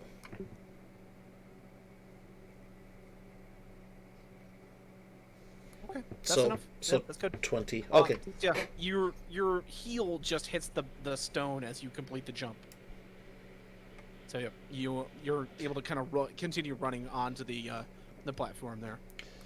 And assuming my spirit can flow over that gap, can it? Or does it need to roll something? It doesn't. It flies. So Okay, yeah, I'll have it park here. And then I'm going to try to launch a flame bolt at the ghost. okay. The ghost with the most. 23. That's a hit. Go Right ahead, roll on. damage. 2d10 plus an 8. Okie dokie, let's see here. 9, 8, 17, and add 5 more to that. So, what I say, 17 plus 5, 22 damage.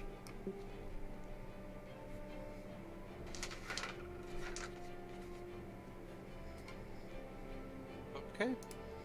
And that will conclude me turn. All right. As you throw your firebolt off the pedestal, it sort of turns as it still flies like the green spirit fire that you throw, but it's sort of encased in this sort of yellowish, windy, wispy sort of spiritual aura as it slams into the creature and just buckles across, buckles across his chest, kind of staggering him back. Jesse, it is your turn.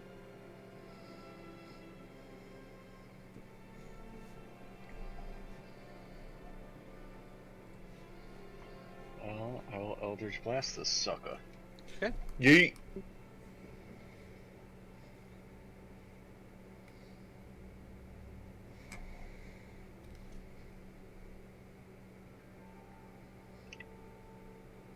Uh, 22, 23, and 24.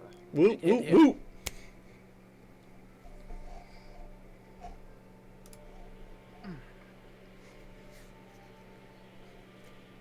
That was kind of a big round for me. I feel like I actually impacted something for once. Though I guess I did do 2 massive heals, but I'm out of spell slots, so I can only use cantrips now.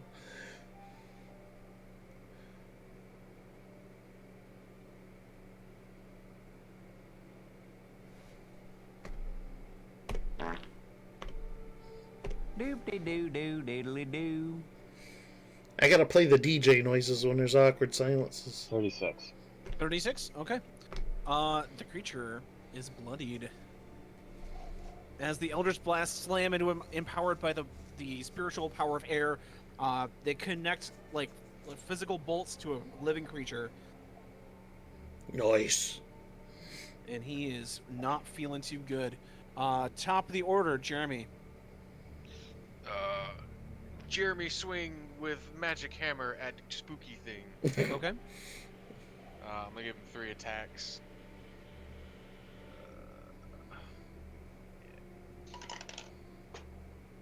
Okay, I'll take that.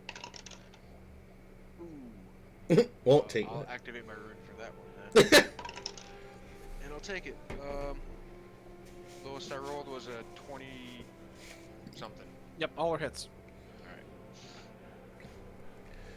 20-something hits.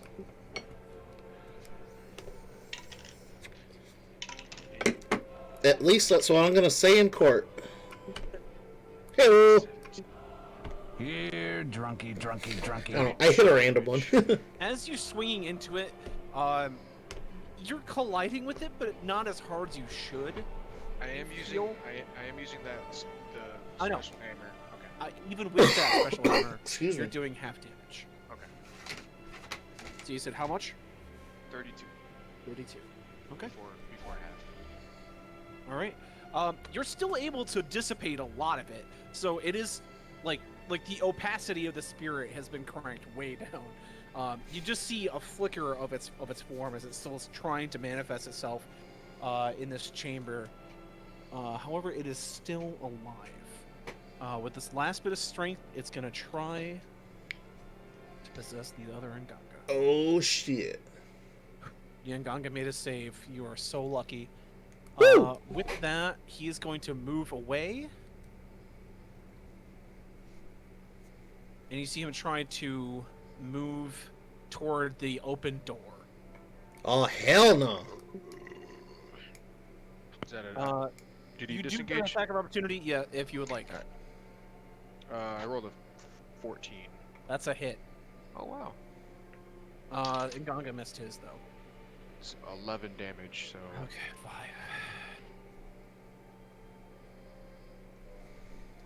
5.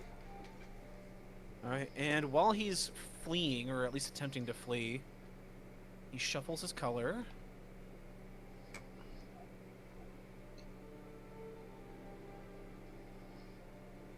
And it stays yellow. Yeet. Alright. Next up is gonna be Snafu.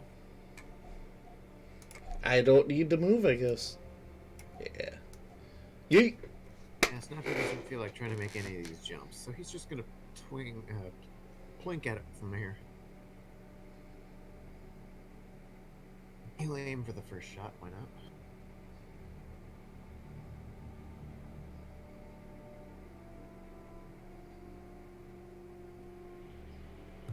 19. Hit. You're attacking with a fire arrow, right? Yeah. Okay.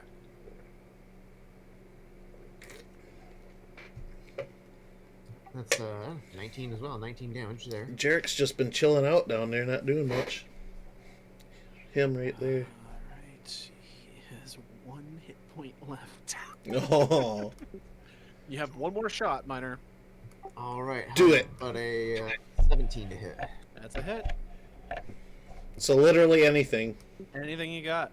As he's like fleeing for the door, your fire arrow is able to kind of, as like you're firing through a smoke screen, it kind of pulls and twists the smoke in this sort of billowy sort of cloud as it flies through his form.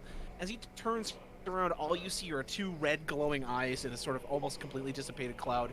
That's when the second arrow flies directly through what would be the creature's face, and then as it just dissipates, it fades completely from view, and this otherworldly cry of just rage and terror pours through the cavern as the spirit is completely destroyed. Woo! I don't think I can eat that one. It's funny because pretty much as soon as you killed it, the Dragonborn theme kicked up on my end. I have 12 hours of Elder Scrolls music playing. Nice. After the creature sort of dissipates, you see the other Nganga like run over to the corpse of Karobu and just he tries to muster whatever healing magic he can, but nothing works. He's just trying to heal like a burned log. Does it matter if my healing fire enveloped him as he died? He is completely No, burned. I know. With that, however, you sense this presence in the temple sort of like raise, as if whatever was here that was oppressing this mountain has finally been completely dissipated. And from the outside, you can hear this sort of what sounds like shattering glass and like a large crack, and you hear this this sort of deep guttural laughter kind of echo throughout the valley.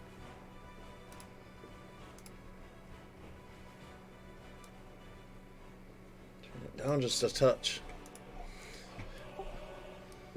That was from behind us or in front of us? From in front of you.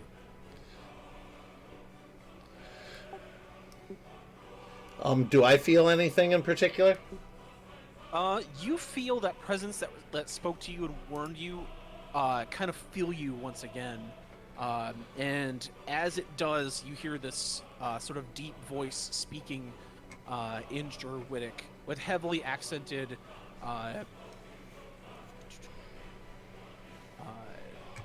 Terran, like the language of the Earth elementals. Thank you for your help. Come, let me put eyes upon you. Show me where to go. I shall come. I cannot. Proceed forward. All will be made clear. Good, good. Very eager to meet you. And, Peretta and the spirit will teleport over the gap and start walking up toward the bridge. With that, you see the last Nganga kind of look up, and he takes Karoruba's lightning mace and his sort of talisman and puts it around his neck and kind of nods and goes with you. I guess I don't know how he'd feel about it, but he could heal using that fire. Could take the last of Karobu's energy. I'll say yeah, he would have absorbed it because he would have like slid right to the corpse and tried to heal him. So Okay, if he's, that for all helps. intents and purposes, healed. Yeah. Okay, yeah.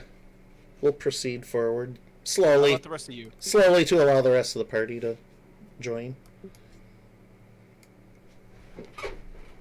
Are the rest of you gonna go as well, or stay back here in the cave?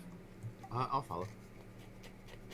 Yeah, I'll go. I'll go too. Yeah, I'm going with. As you guys kind of walk out onto this sort of plateau, the light sort of blinds you for a second as you emerge out onto this massive stone pedestal, sitting in front of what appears to be another version of that sort of druidic circle. However, this one is more of a protective symbol. It produces this sort of feeling of calm and stability and power.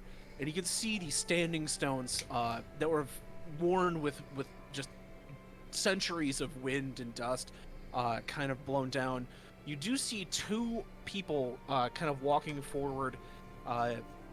As they sort of look and nod at you, the Nganga points and says, "Zera, she is a traitor. She has joined the druids of the Elder Wood. Let me see the name of the woods you're in. I think it's the Crescent Forest. She has joined the druids of the Crescent Forest." And she sort of looks at you and says, "I came here to investigate this, but whatever person here was sealed, it looks like I have you to thank." And she walks over. The Nganga kind of steps aside, and she looks at the group of you and says, "I have noticed that the spirit that was held here once long ago in this ancient circle was freed by some sort of disturbance. I couldn't get close enough to the spirit to make any sort of headway, but it looks like you guys were able to either banish it or destroy it. For that, I thank you." As you look at her, she's got the same markings as the Nganga that you see in front of you, but you can see that she's obviously tried to wash away, or at least cover some of the tribal, like the Nganga tattoos with her own sort of like druidic symbols. She's also kind of carrying herself more as the Ngangas always look kind of like pissed and angry. She looks sort of calm and serene. And at her side, she has a halfling sort of dressed in the same sort of druidic sort of fineries, covered in the same tattoos. As he kind of walks up with his walking stick, and he's got a large bird on his shoulder. Looks like a parrot or like some sort of other bird. Just sort of cranes its neck and looks around. She says, "I know the Earth Spirit here was very grateful for whoever was able to come free it. Also, the spirits," and she kind of turns And as you can see, lighting up and becoming almost completely visible, one by one, these spirits kind of arrange themselves in this line and they bow. And as you look at them, you can see that they wear the same vestments as the Eladrin that you had put to rest, but these are more serene, more calm druids as they sort of appear and then bow in reverence to the group of heroes that have freed them from their prison. Peretta kind of steps forward. She's like kind of visibly shaking a little bit. Like she's like, You're like me. I've never met anyone here who understands. Do you hear Athos as well? She kind of laughs and says, I hear Athos in my own way. I am not able to speak with it on a personal basis, but I do hear its moods, and I try to do my best to bring its possibilities forward. You see the Nganga kind of step forward. It's like, you corrupt yourself by aiding yourself with spirits. And she kind of looks at him and steps forward. She kind of puts her hand on his cheek and says, like, the spirits are what saved you and your friends. Those pedestals were erected by my friends. And the spirits of the Eladrin, were you not able to utilize the power that they gave you, you would have been possessed by that spirit as well. And the Nganga kind of looks down, a little bit embarrassed, a little bit shaken, and just kind of steps off to the side, kind of leans against the rock wall. But I know there's someone here that wants to speak with you. She kind of takes you forward and leads you up here to the circle.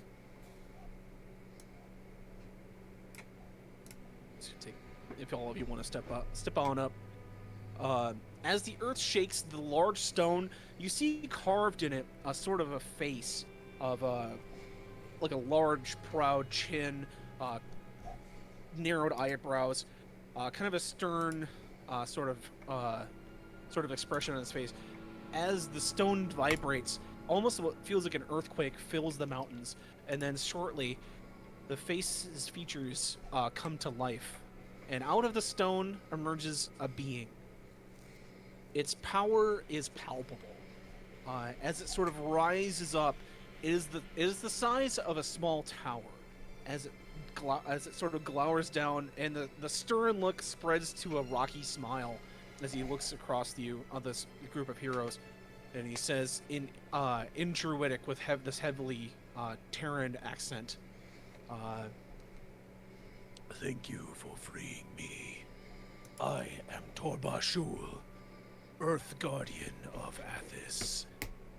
My kind have been bound for centuries. This mountain is my home.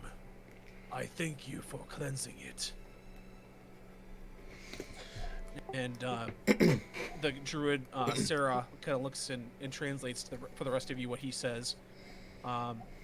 He wants to thank you for freeing him from this mountain prison. Looks like he was bound here for a long time. Peretta's just kind of shaken and humbled, and she's like, I live to serve. I feel Athos very strongly through me, and I wish to bring life back to the land. But tell me, Grand One, could you tell me anything of perhaps 2 comets that struck here roughly a decade ago? You see Torbashul kind of close his eyes and say, I see through the eyes of Earth. All things that touch Athos' soil are in my eyesight. It may take some of my power, some of my energy, but I will look back if I can. Step into the circle, and I will share my vision with you. I am very much not deserving, but if it is your wish, I will gladly accept.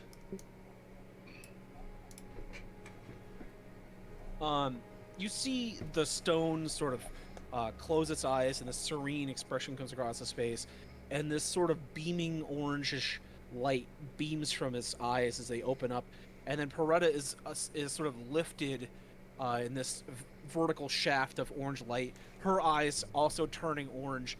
Peretta, you see what appears to be a view of like a bird flying over the lands of Athos, and you can see as the time rolls back, you can see the seasons sort of pass and change, and it rewinds years. As this presence looks up, you can see this sort of yellowish, whitish rift appear in the skies of Athos, and then a flash, and two comets fall. A green falls towards the mountains of the west. A white falls towards the silt sea of the east. As his gaze sort of follows the white comet, it follows underneath it as it sort of meets it and follows underneath it when it falls. When it falls, it lands in a crater. And from it, this sort of form emerges. And as it emerges, it looks up. You see this walled city. As it looks up, its walls a mile high, half a mile thick of solid stone. Surrounding it, the sea of lava, and just this smoking mountain and crater of a volcano, and the shadow of what appears to be this 70 to 80 foot tall dragon flying above it. And as it turns, you see this form as a frail old man, and then it hits you that this was the man that shouted the name, that looked at whoever was the flashback. It also flashes back to the other man on the horse. This must have been the other person, the mentor of whatever creature was that you were being seen through, this Miranda. And that is the identity of the white comet. But it is also most likely in the possession of this dragon creature. As it flies overhead, its shadow completely encompassing the white creature. And then with a flash, you're back on the mountain as Torba Shul kind of groans and leans back and kind of reassumes his seat in his sort of earth throne. He says, "It has taken much to show you this. I must rest, but you have my thanks. I see you carry a trinket of the Eladrin Druids." And he sort of points at the thing that you're holding, having around your chest. And he says, "You may use this to commune with the dead." And when he points it and kind of, it lights up, and you are instantly attuned to it. It has Speak with Dead attuned to it once per day. Okay, right on. Now, I must rest. Thank you. And he kind of falls back into the statue, and it once again resumes its normal look of just being a statue of a face. Peretta's on the ground, on her knees and hands, through the whole vision experience. She's panting heavily, and she's like, "Yes, you have given me a greater gift than anything else could have given me. I will seek this out, but I shall live forevermore to serve Athos and all those who love her." And she slowly gets up and dusts herself off. You see the Nganga kind of step forward, and his eyes are kind of wide, and he says, "Does he speak the truth? Is he really one of the four spirits of Athos, of Earth?" And the halfling looks around and says, "Yes. Why would he lie? He has nothing to gain from it." You see the Nganga walks up to you, Jesse, and he says, "I've got to think about what I've done with my life." He hands you both his lightning mace, Karobu's lightning mace, and then both of their talismans. And he said, "If you return to Gold to claim your reward, tell her that the rest of us died. We were slain by the spirit. I don't think I can go back to that city after what I've seen today."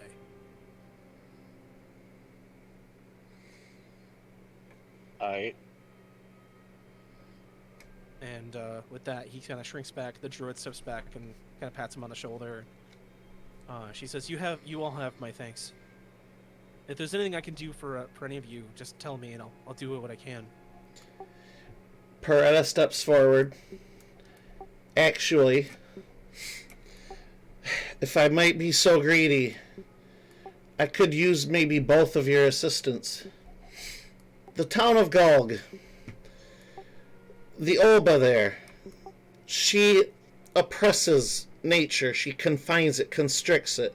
Nature must bloom, must grow to thrive. I do not think of her to be evil necessarily. Perhaps a bit misguided from the level of power she wields. I could very much use your help in convincing her to, at the very least, moderate her magic and cultivate the land rather than contain it.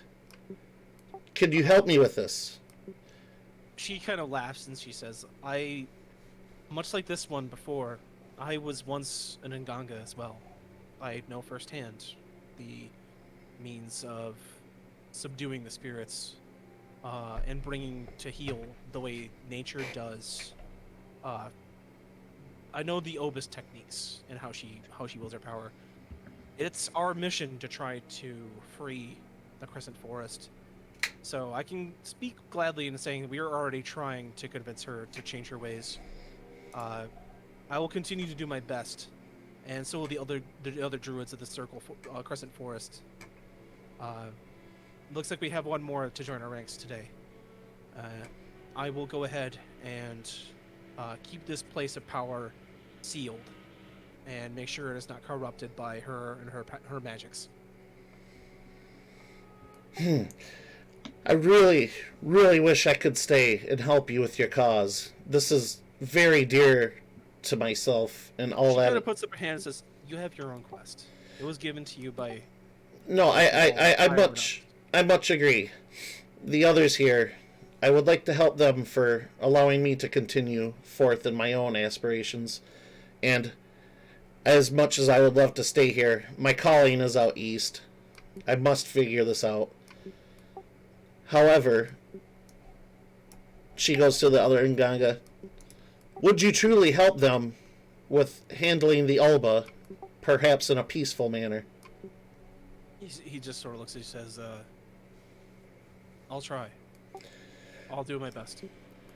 Then I would like to give to you a gift. I cannot say for certain it'll work, but I would like to try nonetheless.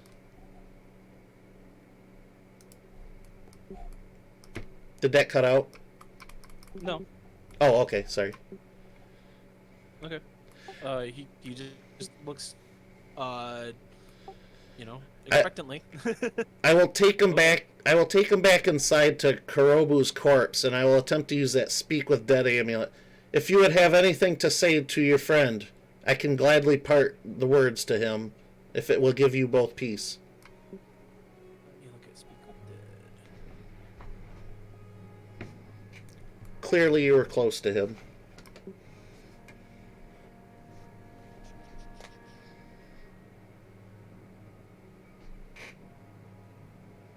can ask the corpse a couple questions. As you go to his corpse, it sort of opens its eyes and kind of doesn't really sit up, but is kind of like looks up and says, "I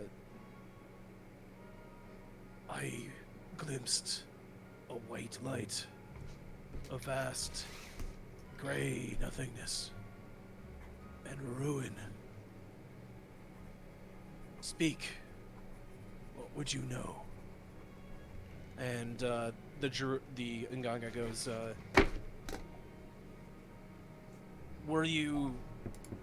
did it hurt when you died? And did you feel what we did?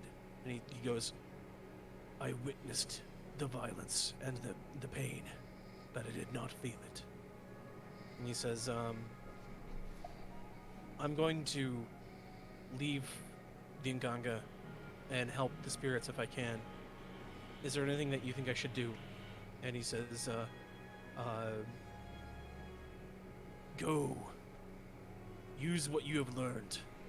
I have witnessed that the spirits are not here to hurt us. They are here to help." With that, he kind of looks at you. He says, I don't have any more questions. I let you go back into the gray. And the corpse kind of looks to you, Peretta, and says, thank you for sealing that creature. Thank you. And then just sits back, and then kind of turns back. He just stops animating. He doesn't really have any features. He's just kind of a burnt corpse at this point. But yeah. he just lies still. Prada will nod silently and just kind of whisper, "Now rest." So once you've used that, it kind of loses its luster and like if it's real. When you cast Speak with Dead, I'll say you kind of get get how it works. You get 5 questions that you get to ask a corpse. There are certain rules with it, but you didn't come across any of the things that would break the rules. So, like I said, you get it once per day. Use it for today. That's it. Okie dokie. All right. How about the rest of you? You're standing in this druidic circle. You see the other druids kind of standing here. Night. Anything else you guys want to look at or interact with or do? Are all the spirits gone? Once Torba Shul faded, they kind of looked and faded away as well. Okay.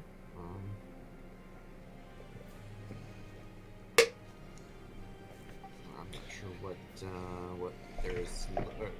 Snafu probably doesn't know really what there is to look for. He's just ready to leave, I guess. Okay.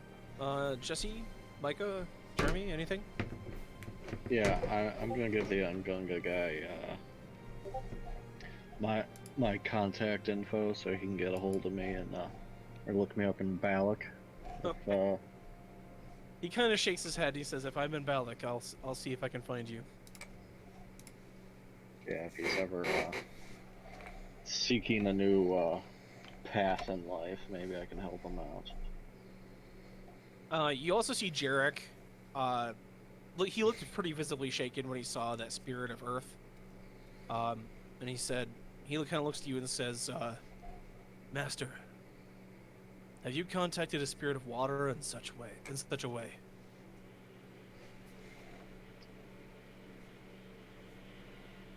Not so dramatic, but yes. Amazing. We should seek one out. Peretta was able to gain a vision of this kind. Perhaps our senses might be expanded as well. Yes, perhaps. I just worry that a water spirit of Athos may be too weak, or might view us as some sort of usurper. That is true. And with that, he kind of looks off into the mountains, just thinking about what he's seen. Micah, Jeremy, anything? I'll reassure him that our time will come. He kind of nods with a like a set look on his face, like he agrees.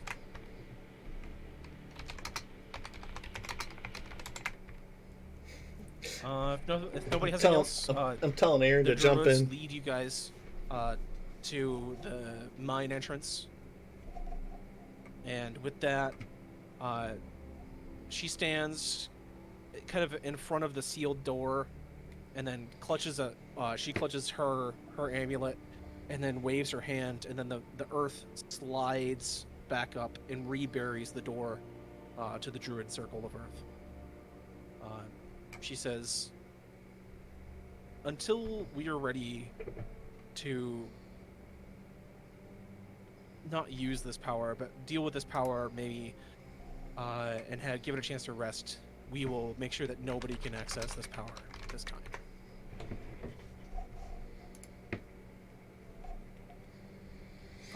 With that, she says, "I will take our friend into the Crescent Forest Druid Circle, and he will learn our ways. We wish you luck in your journey." Prada kind of steps forward. She's like, "Is there anywhere in our journeys you think would be wise for me to stop by and perhaps learn a bit of your druidic culture? All I know is from my home, from when I entered this world. She looks at you and she looks at Snafu. Kind of, she sees like you have the same kind of tribal markings, Yeah. and she says, "If you're from the Forest Ridge, we have learned techniques to help us deal with spirits, but we have also heard of a druid known as Nock, a halfling archdruid in the mountains of the north. I don't think we can teach you anything you don't know, but he might be able to show you a path that will lead you to greater power. Other than that, Athos is your school. The deserts, the skies, the mountains, the trees, they are your teachers. Follow the path. You won't go. You can't be led astray." Excellent teachers they have been.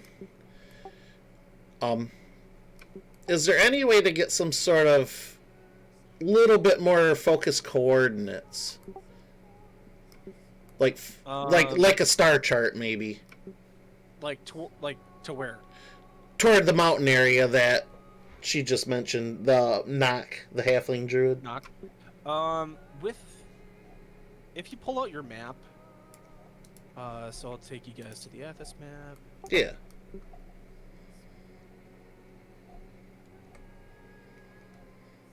Looking up to the northwest, she will draw a circle. A little charcoal pen here. Around Ogo. You know of Ogo, actually. You haven't been there, but you're from Honko Village, very close by. Oh, very nice. She says Nock makes his home in Ogo. He is actually the heroes of Tyr have went to him for help, so I know he's a bit cranky, but he should be willing to help you if your cause is just. Peretta nods and actually just does a full-on bow. I have learned and gained so much here today. I will be eternally grateful. But my friends and I, we should probably be departing now. I've already asked far too much. Thank you. Thank you so much for all of your help today. You're very welcome. And with that, as you guys emerge from the mine, a couple people less. Let me get their tokens here. As you kind of look back, you see the other druid and the other Ngaga are just gone. As you exit the mine, Voron and Micah, your follower, Gildus, and the other three Judagans kind of rush up and they're like, "What happened? What happened? We heard this cry and this earthquake and this doubt. Something that sounded like a laugh that echoed throughout the entire mountain range."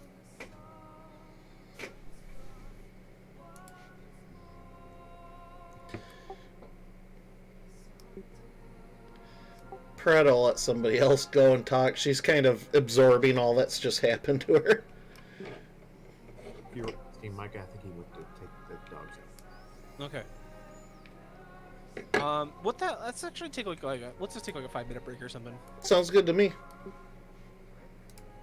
And when we get back, we'll resolve the rest of this and continue our adventure. So, yeah, just give me a couple minutes, like 5 or 10 minutes, and we'll come back. Sounds good. All right, you heard the man. We're gonna BRB for about 5. Leave a thing in the Discord real quick for when Micah gets back. But anyway, you heard the man. We're gonna take a quick BRB. So see y'all in about 5-10 minutes or so. Hang in there. We're definitely coming back for more.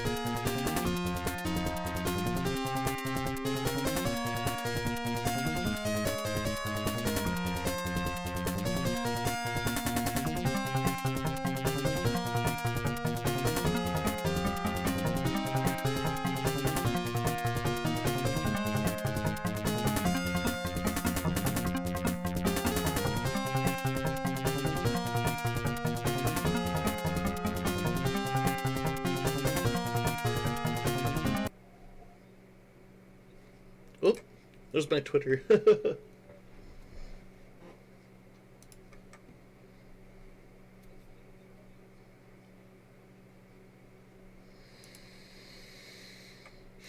I think probably best for now that I stay outside the limits.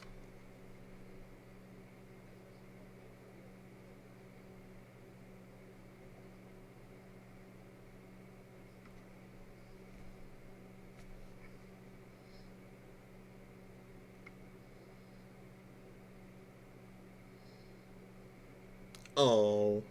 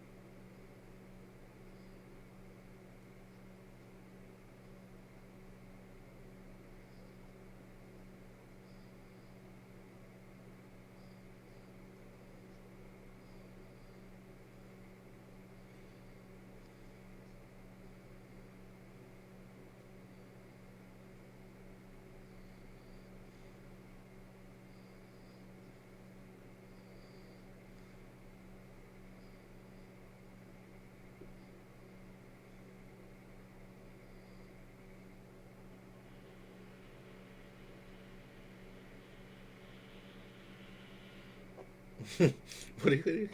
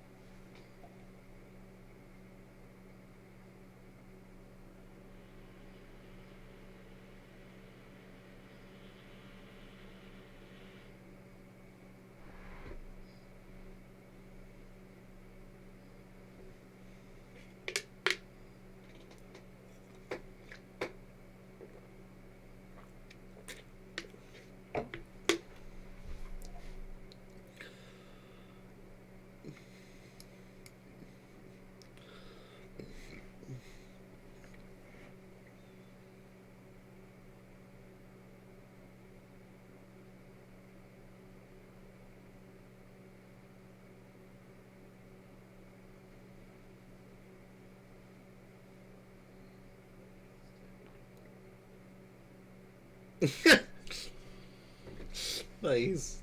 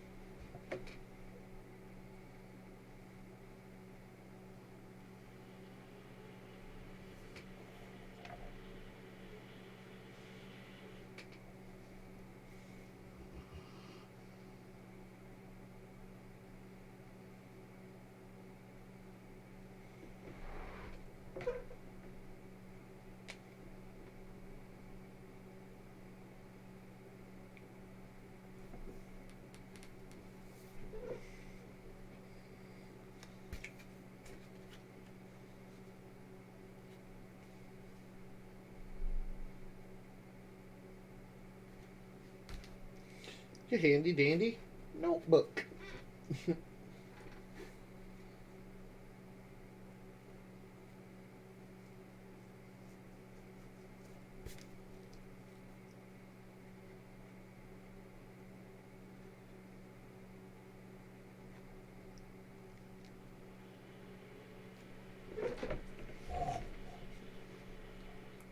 Mine is in the ideals box on my character sheet.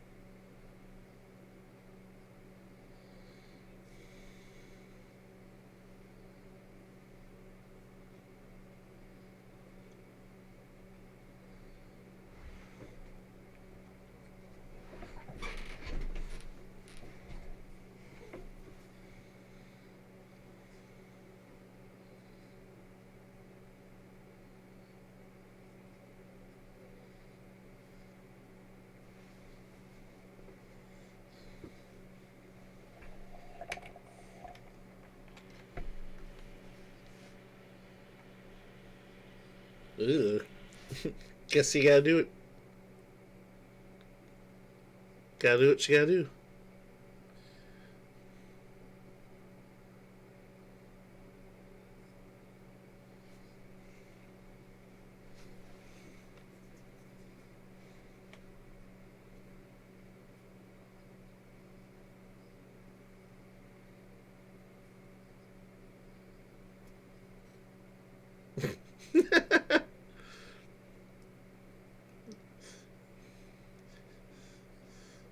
Hakuna Matata.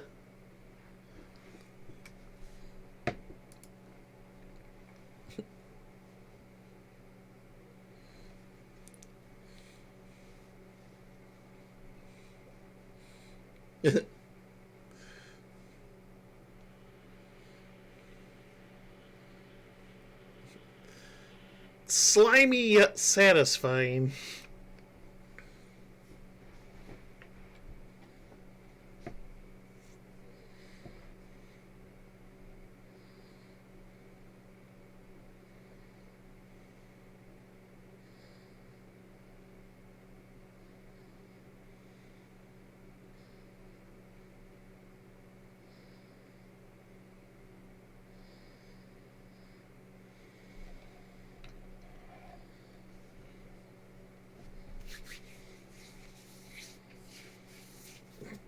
That sounds about good to me. Go into a food coma and hit the hay, man.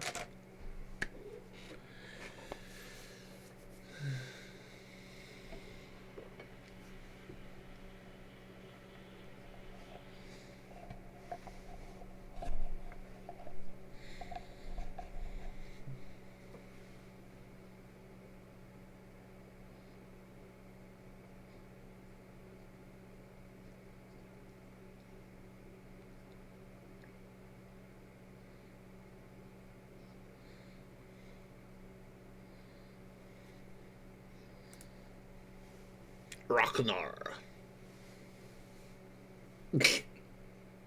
You do that.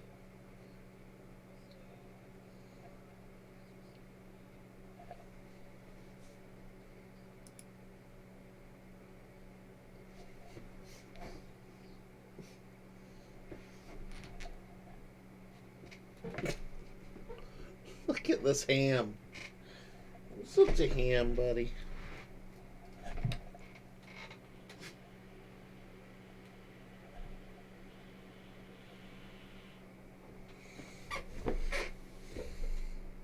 That's a good boy.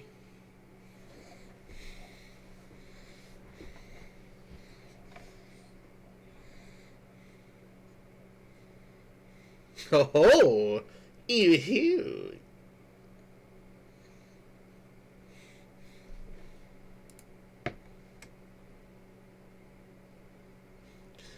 Rocknar is a gentleman.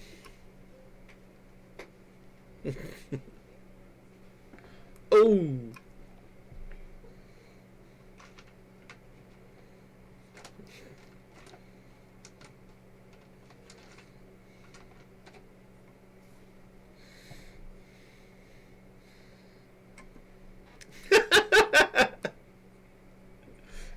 Polish his weapon. Ooh boy.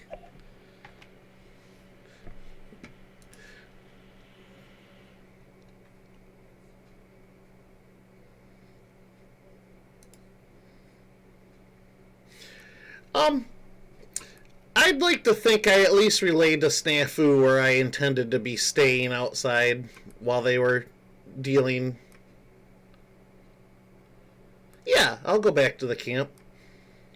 Um, in the meantime, I will summon my wildfire spirit one more time for the day, and I will spend an hour like training it and kind of bonding with it, teaching it to how to be stronger, more intense flame maybe. And then after that hour has passed, I'd like to take a long rest.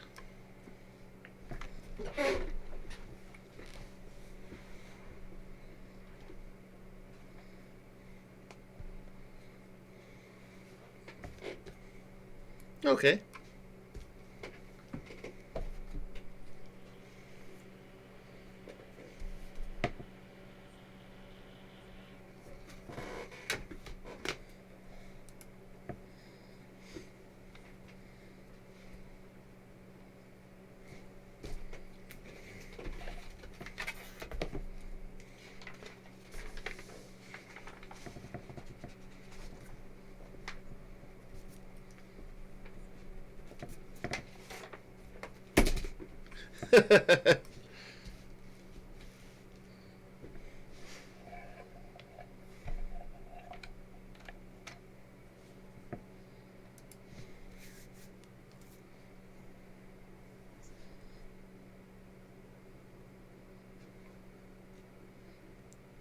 You want to get high?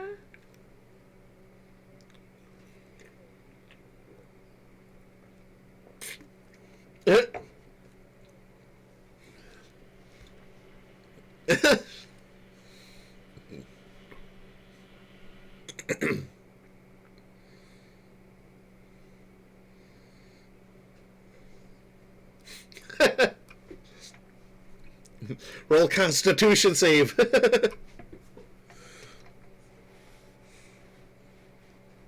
Nice.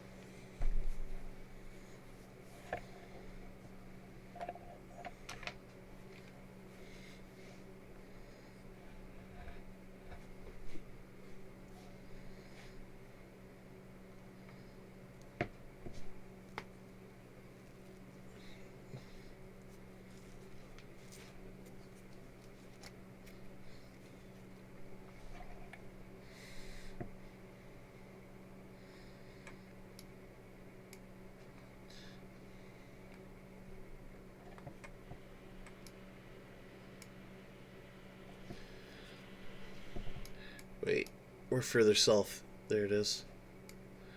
Boom, boom. I wonder what that's supposed to be.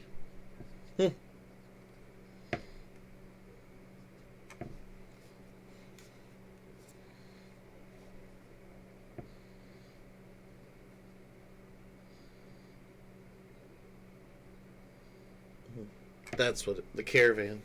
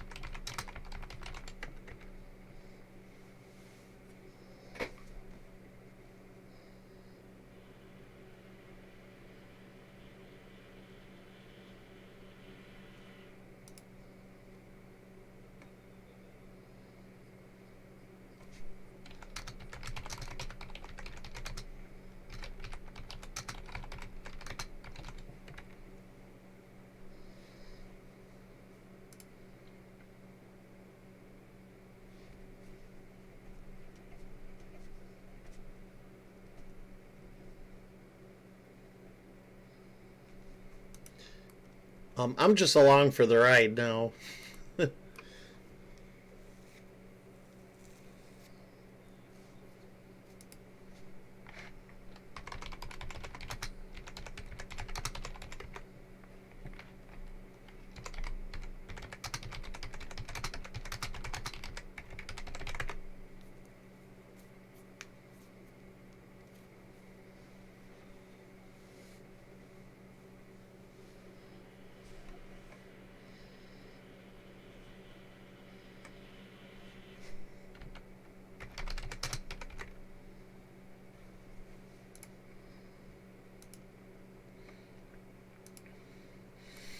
Um, Peretta will have none of that blood money, so go ahead and add her count to your guys's.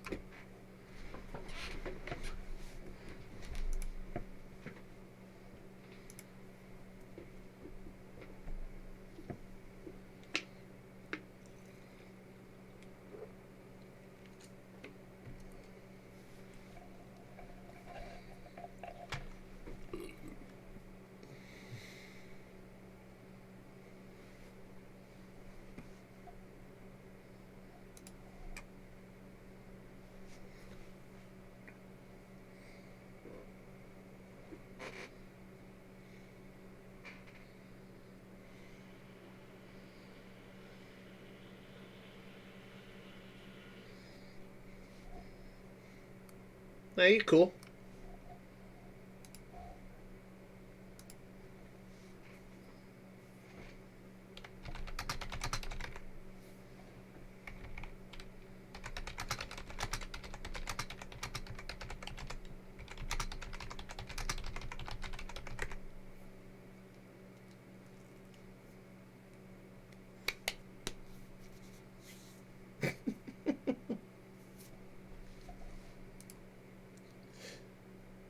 Still loving your Discord icon, Aaron.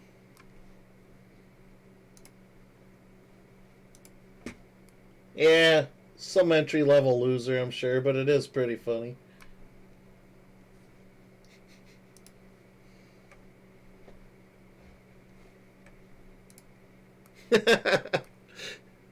Dude, I am looking forward to that. That's gonna be funny.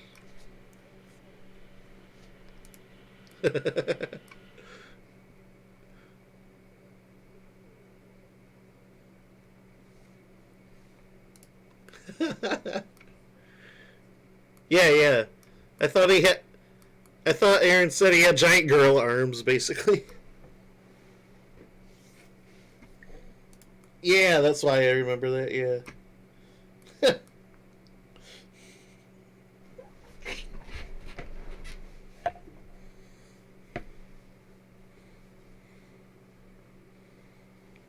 Yeet.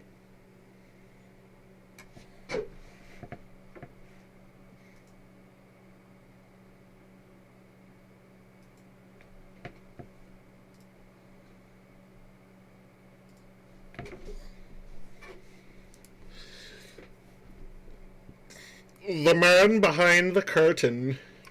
A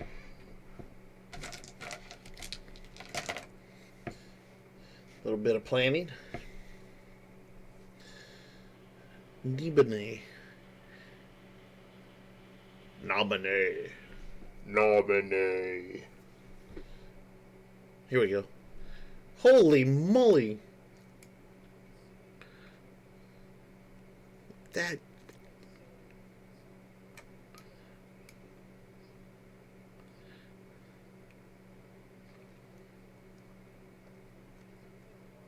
Woo.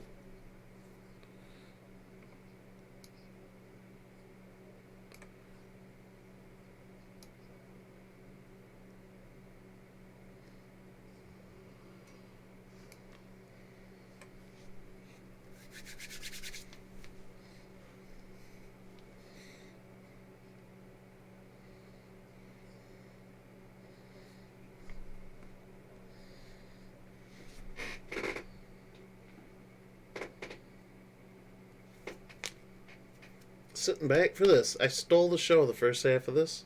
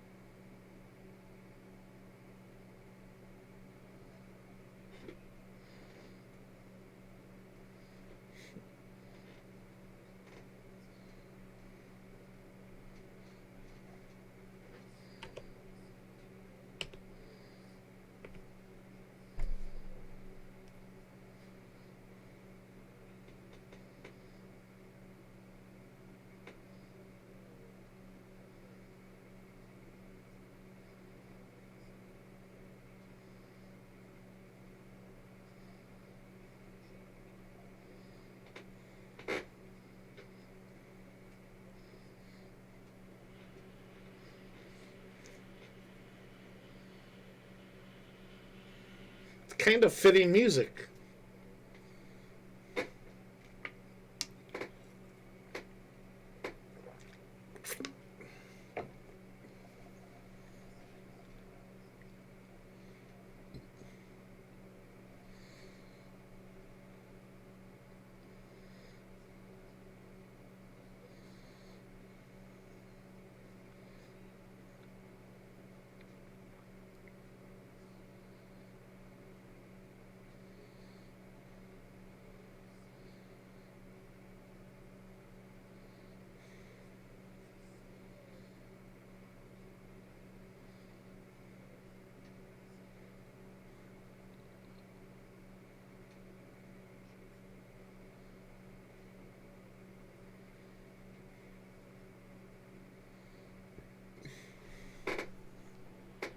Necronomicon?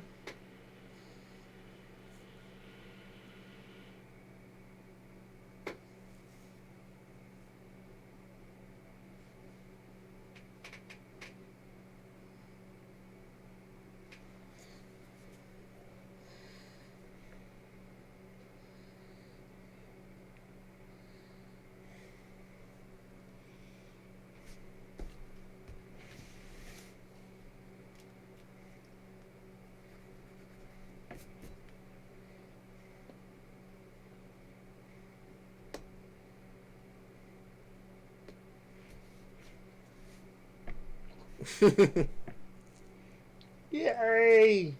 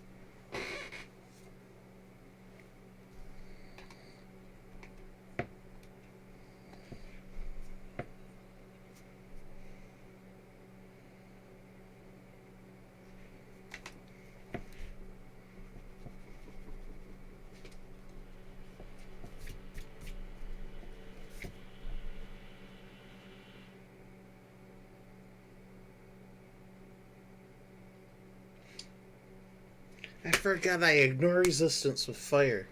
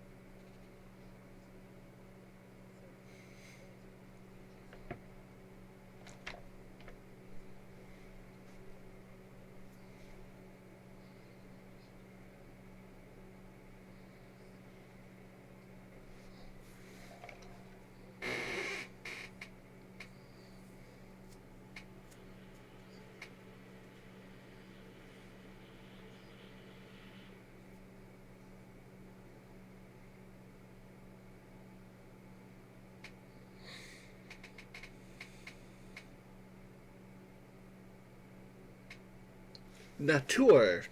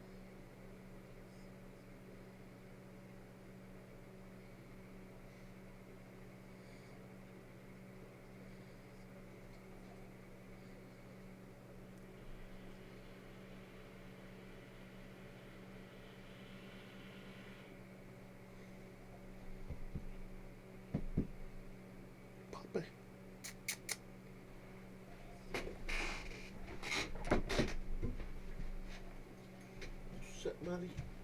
Mm.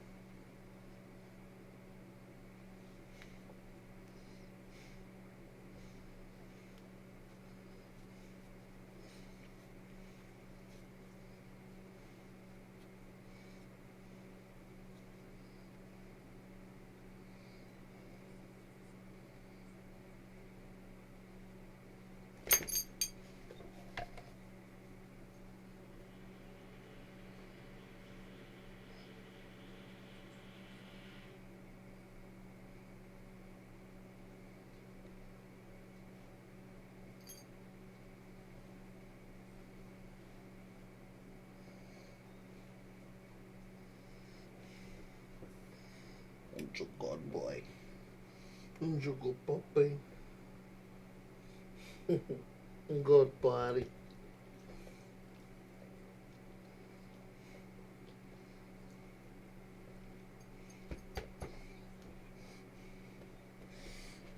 Okay, he farted.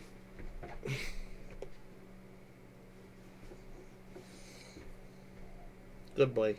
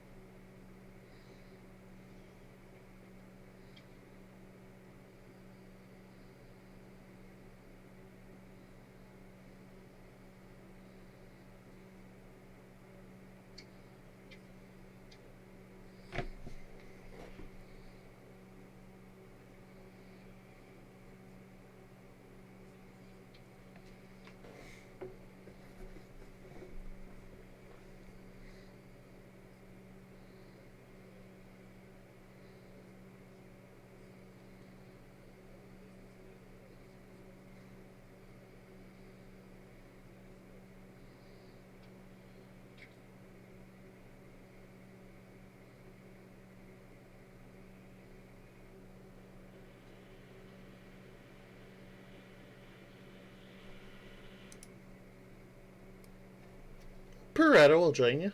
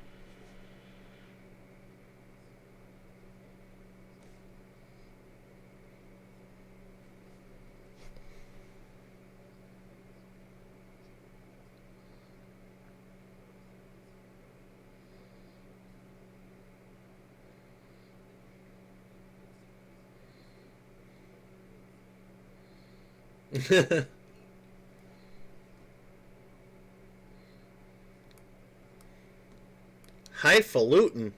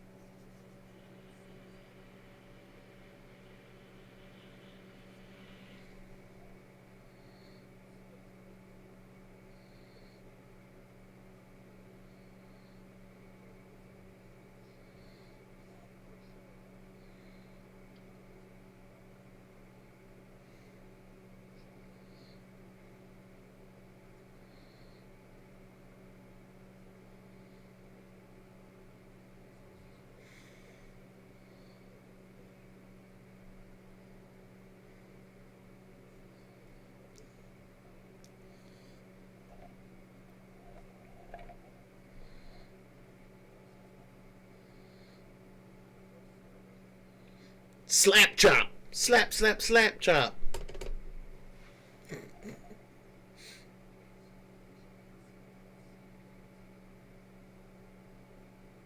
Balance and everything.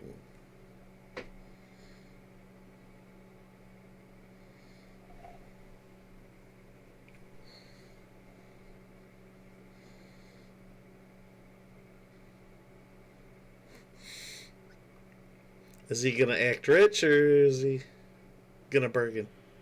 He's gonna bargain.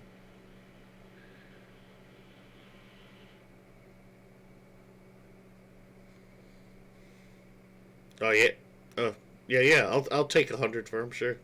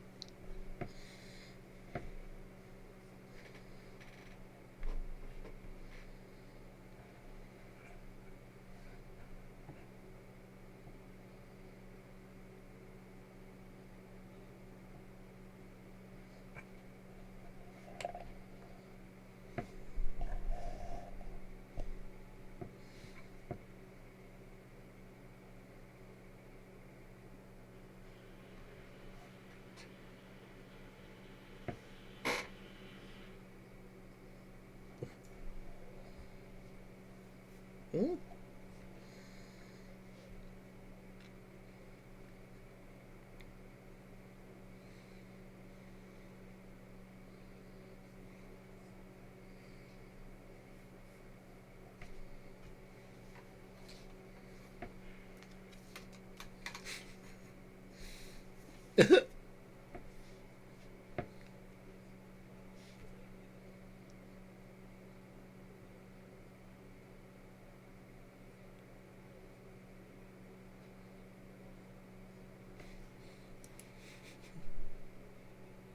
What about a fork too?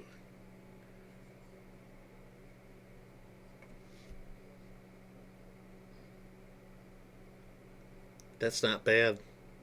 That's not bad.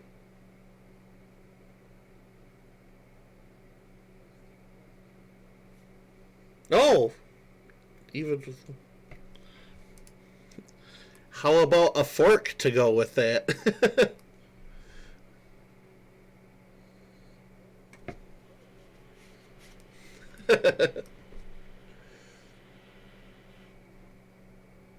eh? Eh?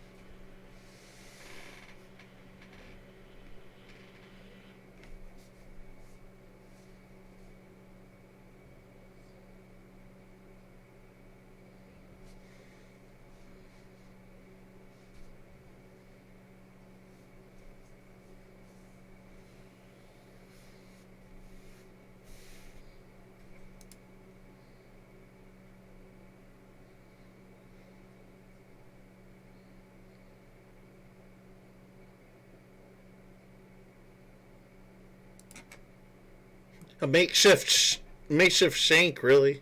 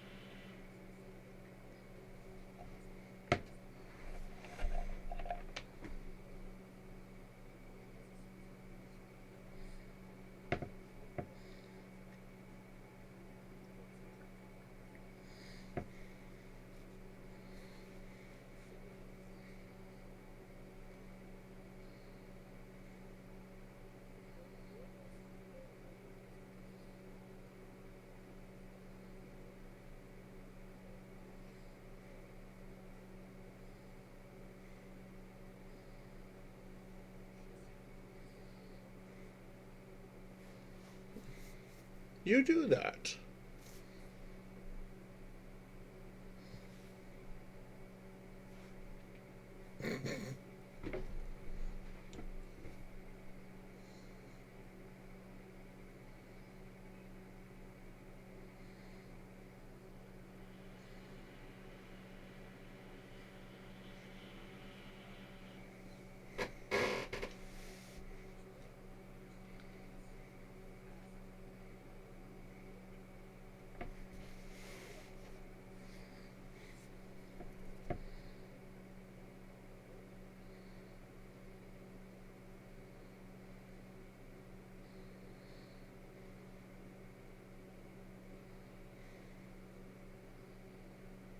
I don't know.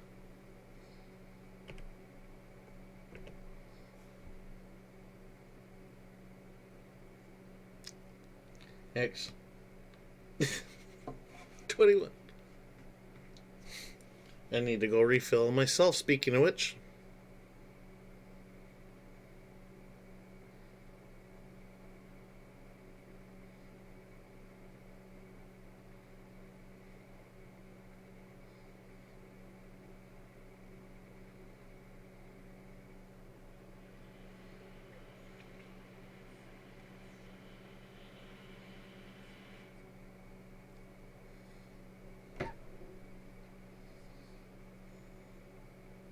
Winged. Love it.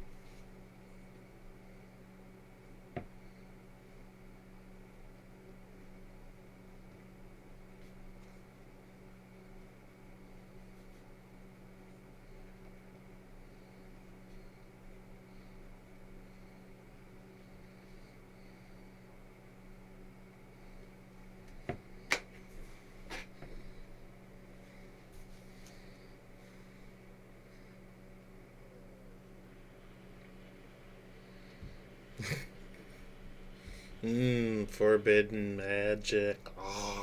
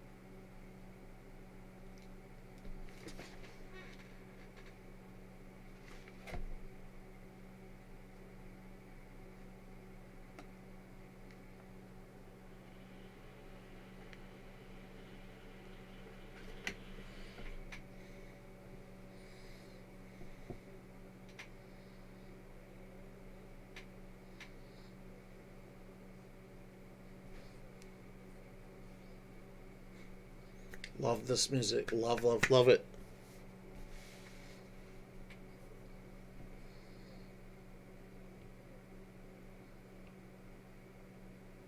Ooh.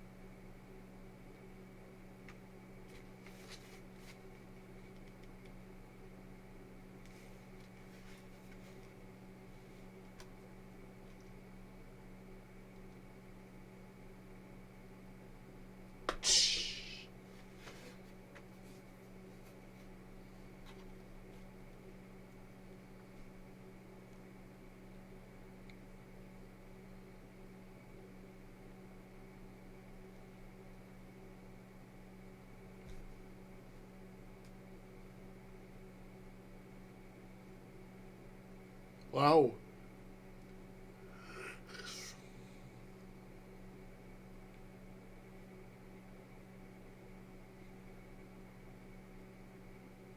Wow.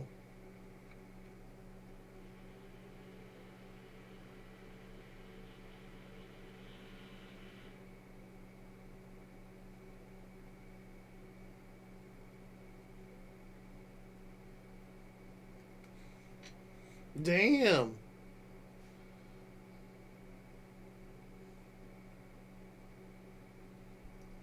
Woo.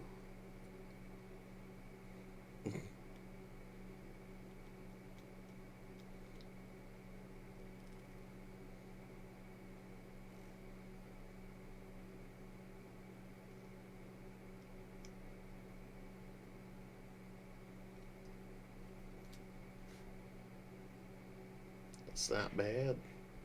That's pretty good. Considering his character, if he doesn't already have something like that.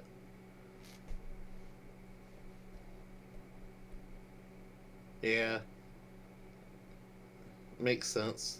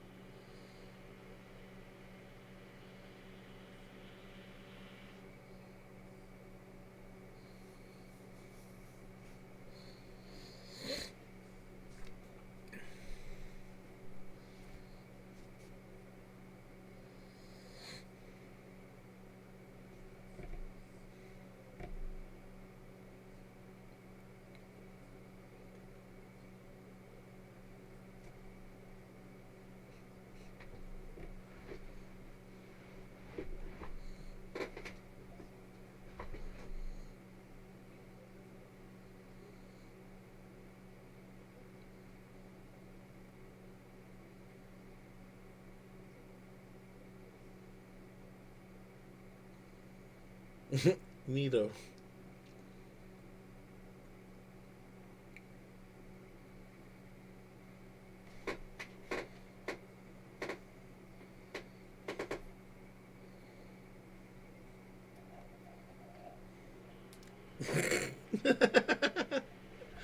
Oh, love it. Love it.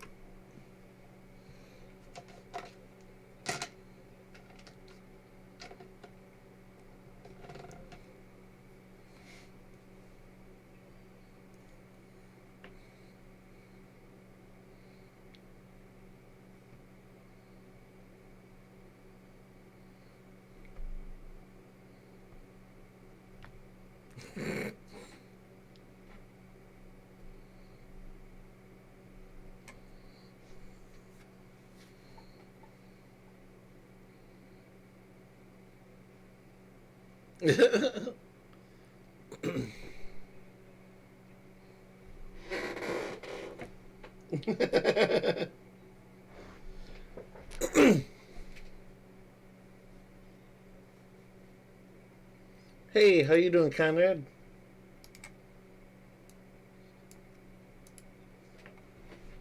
Thanks for the heads up. Takes like Shit. the straps that are kind of attached Thanks. to it. She gets some extra belts and she kind of cuts the top of the belt off and then kind of feeds it through the other. So she just extends the straps out a little bit further.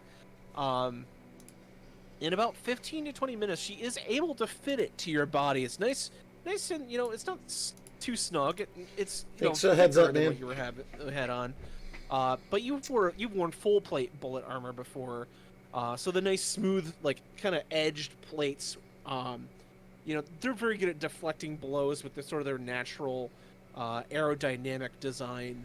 But yeah, it's good to have this sort of feel on again. You feel like you're in your 20s again. It's I been left a it on long mute time when we since you went on wore break. a suit of bullet armor. I hope that wasn't too much Ah, it content. looks quite fitting on you.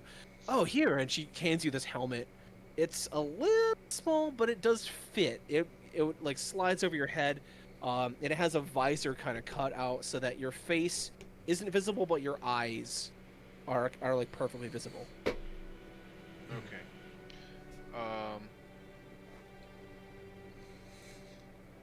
Yeah, like I said, we went on break okay, so and I I'm forgot to pretty sure I have unmute plenty the of audio. money for this. Oops. But Hopefully I it's also would like to. wasn't I too have- much. I've got notes that I've been Okay. holding on to. I have a scroll case from the temple from the first island we were at. Okay. I want to know. I want to see if I can figure out what's going on with that. And I have. I literally just wrote 2 rings with names, and Dude, 2 rings just with chilling, names. working on rooms. Okay. can't remember where I got it from or what they were. Almost. Okay, I think the rings were from that temple too. I think they But all I'm- were, yeah. I think they were too. As you kind of pull them out and lay them out, her eyes kind of go wide, like, I have not seen craftsmanship of this kind in quite some time. And she holds up the ring like, oh, this is solid silver. This is nice. Where did you get these? I got stranded on an island just of exploring and happened to find these laying in a temple. Oh, well, that's quite a story you have there. Now, what did you want to trade these for part of the armor's cost, or? I want to see if they have any special properties to them other than just being silver rings. Now, I'm an honest dwarf, and I can tell you that I don't deal with any magic. It's illegal. I'm not a criminal. I'm not a defiler. That being said, I know a guy. I can't identify these even if they were magical, but I would be willing to pay you 150 gold apiece for these rings. They're very fine craftsmanship. I tell you what, I have heard of such things as curses, and I would hate to relinquish a cursed item onto somebody with such a talent in armor crafting as you. I would like to figure out what these rings are before I give them to somebody willingly. Okay. BRB. Well, she slides it back. If you were to go to the Elven Market, there's a clan of elves currently staying there named the Windriders. Among them is a very talented woman, wife to their chieftain, that is very good in the ways of magic. If you were to go to her and tell her that Anzin sends her regards, she might be willing to identify these rings for you for a small fee of, I'd say, maybe 25 gold apiece.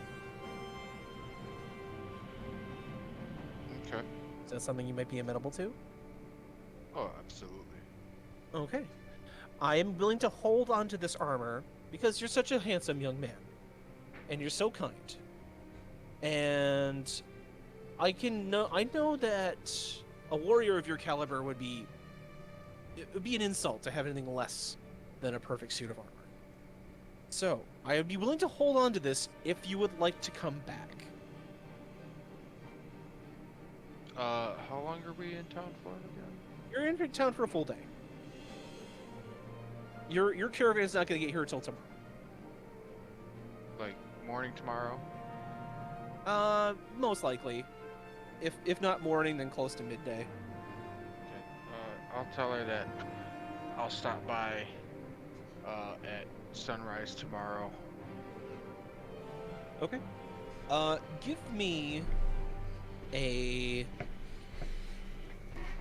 an insight test. Insight. All right. Oh, Ragnar's insightful as fuck right now. 18. You've heard the clan name Windrider before. You're not quite sure where you've heard it, but you know you've heard it past. Oh, that's gross. That's. I thought when I got lost work in the Windrider, room. you say, Oh huh? yeah. To speak with the chieftain's wife? Yes. Her name is Loba. I will make my way over there. Thank you for your time, and I look forward to seeing you in the morning to gather my armor. Of course, I'll keep it nice and polished for you. Now, before you go, I will say I'm asking 600 gold for this armor. It's very fine work. So, in my notes, I have 7 platinum and 5 gold coins. I don't think those gold coins are like currency. I think they're like something for a thing. They were I also- believe they're currency. Well, we found them at the temple, and then you said they're 5 gold coins, but they're like something special about it. I'm not figuring it out. Oh, okay, no. Those gold coins, that was probably back when I was saying if they were special. Qualify those as platinum. Oh, okay. So so Just add them together. okay. So I have 12 platinum then, so I think I can afford it. Yeah, well, that's 100. That's 120 gold. Wait, how? What's the conversion A platinum is worth 10 GP. Oh, okay. So I have 12 platinum total. You have 120 gold just in platinum. Okay. Let me look. I also have. Where's the rest of my notes?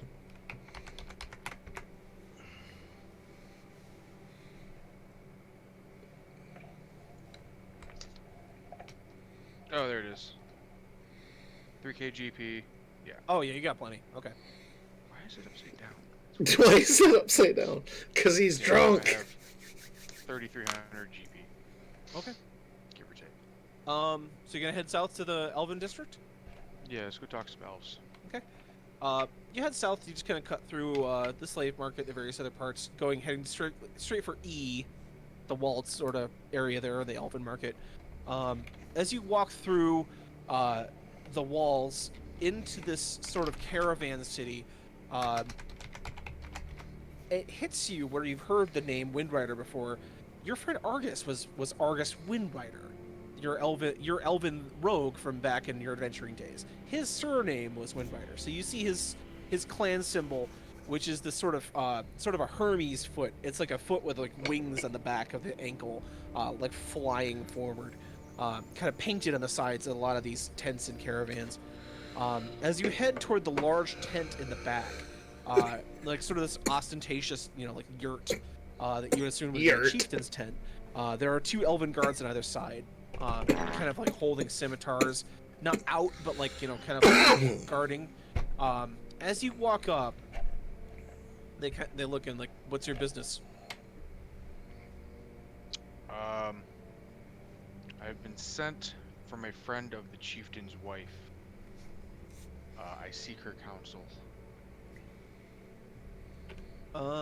As they look you up and down. Mostly up.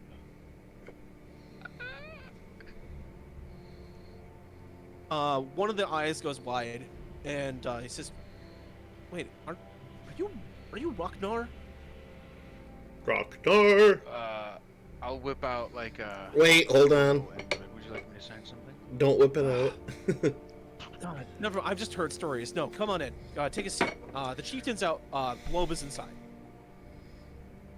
Thank you. He leads you inside, and one of the other guards like, "Who's Ragnar?" It's like, "I'll tell you later." As you take a seat, He is legend. he is legend.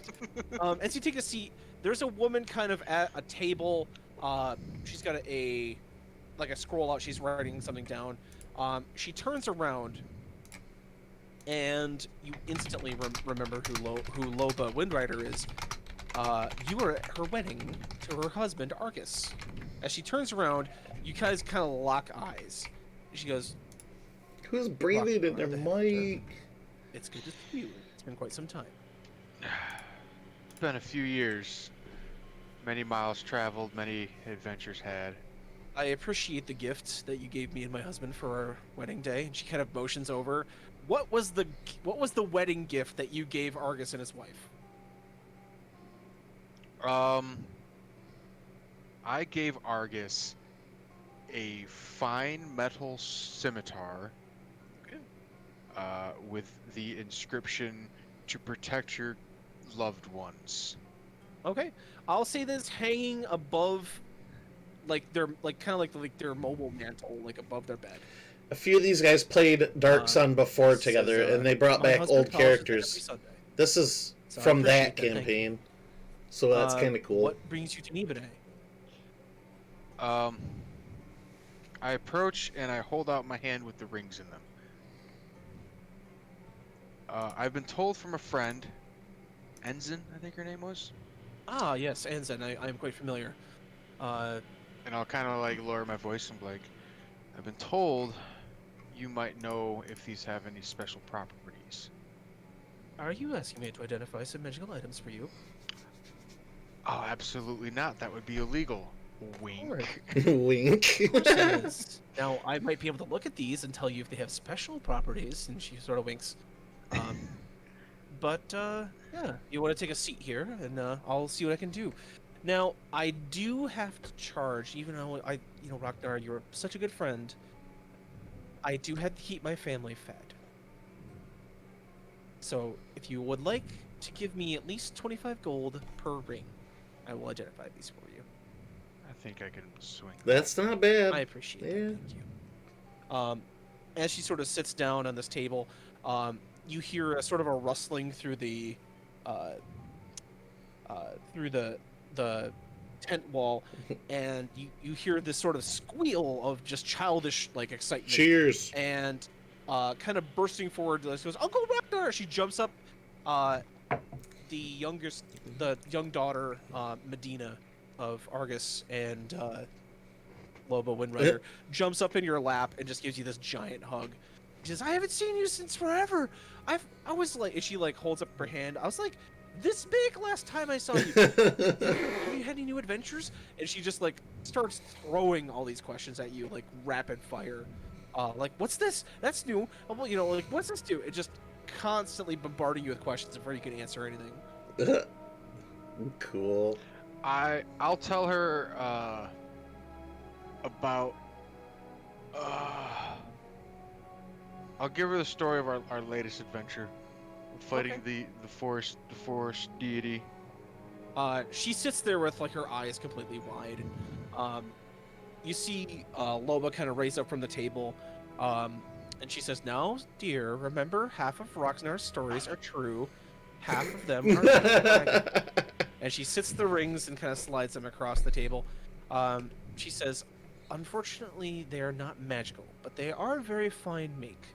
So if anybody offers you less than 200 gold per ring, they're trying to cheat you."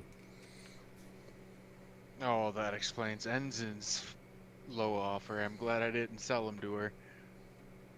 Well, she's a business person. She's probably just trying to get the most that she can. Tell you what, tell her I said they were worth 300 apiece. They should probably get you closer to 200. Well, if I ever decide to sell them, I will. Okay. Either way, I know Arcus is gone for right now. He's out with the other protectors, trying to get some stuff rustled up for us business-wise. Are you back in town with the rest of your friends, or is it just you? I'm adventuring with a new group of allies right now, and we plan to be leaving around noon tomorrow. Oh, well, sorry to hear. If you're looking for a place to stay the night, feel free to stay with us. You won't charge anything. I'll give you nice elven dinner and give you a I chance know to Arcus. Oh, Jesus. give you a chance to catch up. Damn.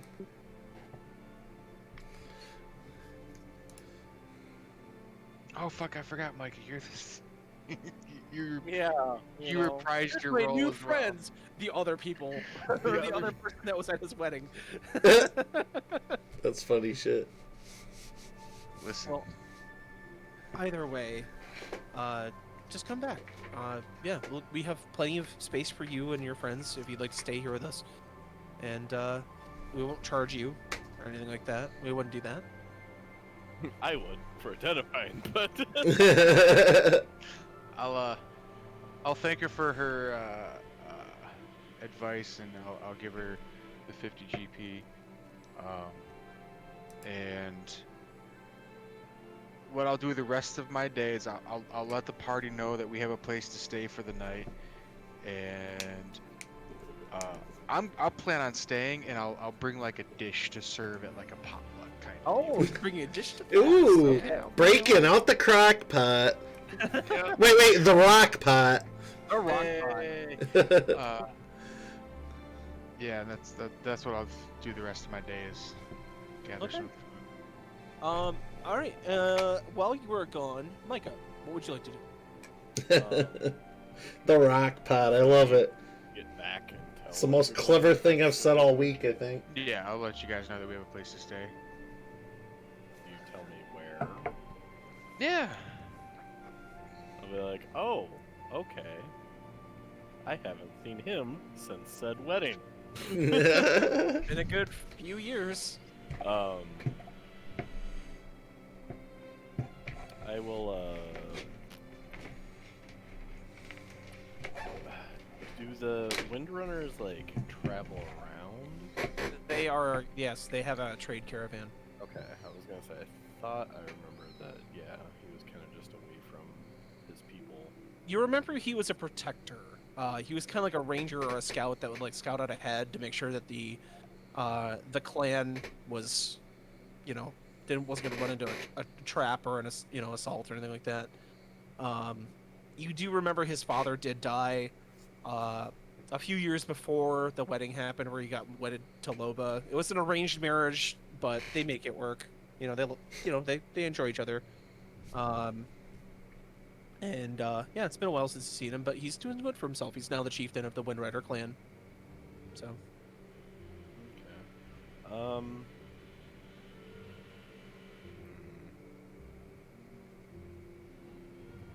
I will. Cause I remember I was pals with him more so than the rest of our followers. So I will, now knowing that he's in town, are you, Minor, did you go shopping here? Or was that the last time? No, I He just got his cutlery made here. Okay. Trying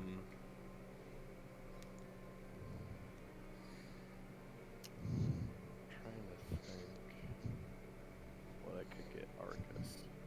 That was a surprisingly thoughtful wedding gift that Ragnar gave him. I would have said it was like, it's a shrunken head. Yeah, I was gonna say, I give him my finest head.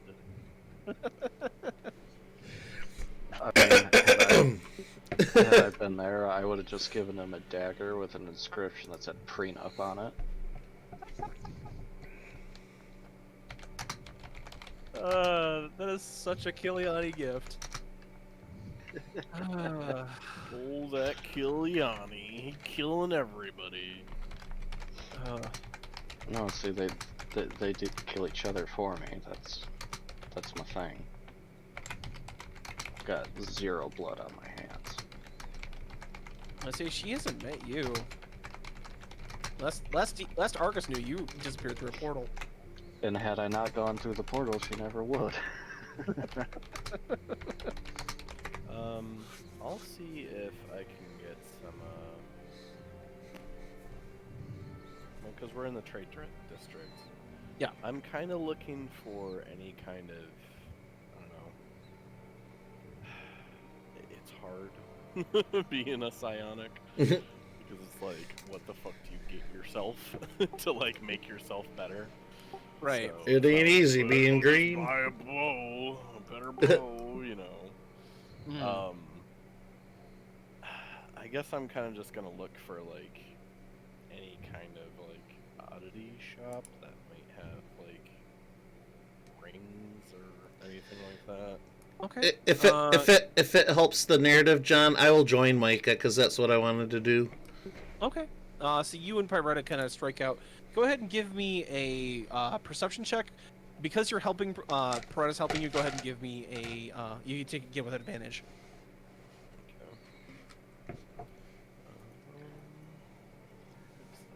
Okay. 15. You are able to find a trader, that is called Joyce and Kami's Vault. It's a large, it's like a large building set into the sort of the red clay stone, and it is just a treasure trove of oddities and random things.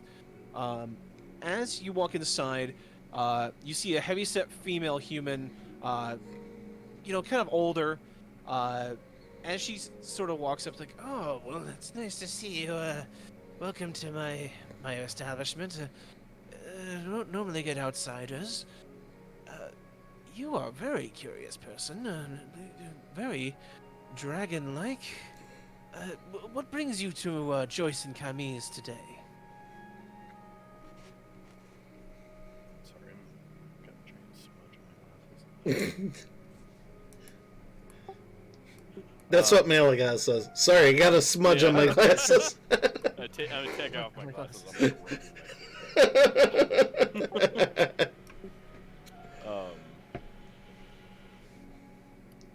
I'd say, well, fucking tase on Dave. Get your fucking mouthpiece out of your goddamn mouth. God, I am your father. just be in here and fucking. I don't know why it like moved so close to my face. I don't remember moving it that way. It's your luck. I'll just say, well, it's these kinds of. Our human fighter's obstacles drunk as shit right now. big sprawling metropolises. I'm looking just for anything that may catch my eye. I'm a follower of the way. I'm not sure. I'm gonna kind of gauge her reaction to see if So that means anything. she cocks her head. She says, I am not a practitioner, but I do know that most nobilities, such as yourself, is the way is not uncommon. Now, I don't have many artifacts that would enhance someone of your abilities. As she kind of walks you through, she pulls out this sort of rack. It's like a carved wood case with like a leather bottom to it. She sits it on the table, kind of brings over a candle and sits it next to the table there. She picks up an amulet, a ring, and a stone. Ooh. She says this amulet, mystical in nature.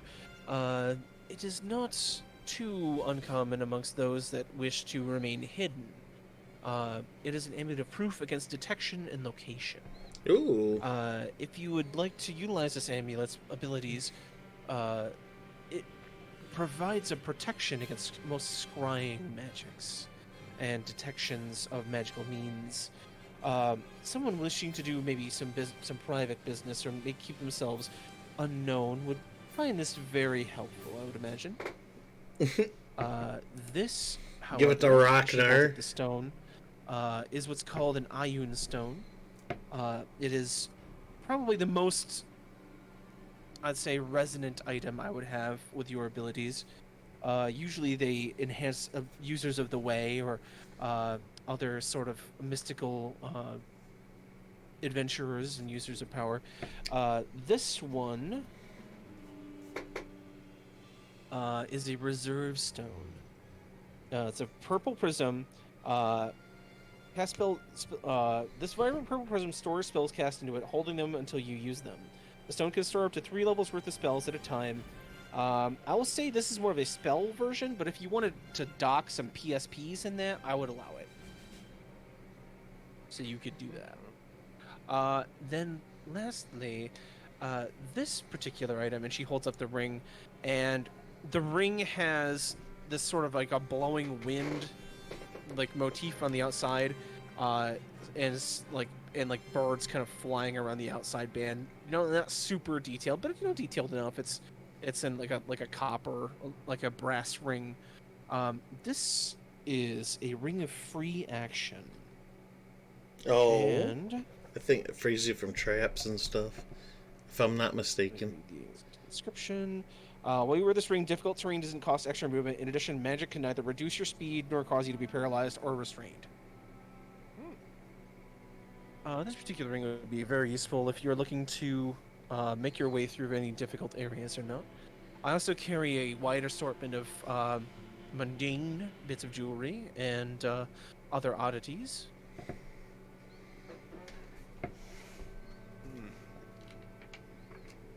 Well, I'm gonna mull this over.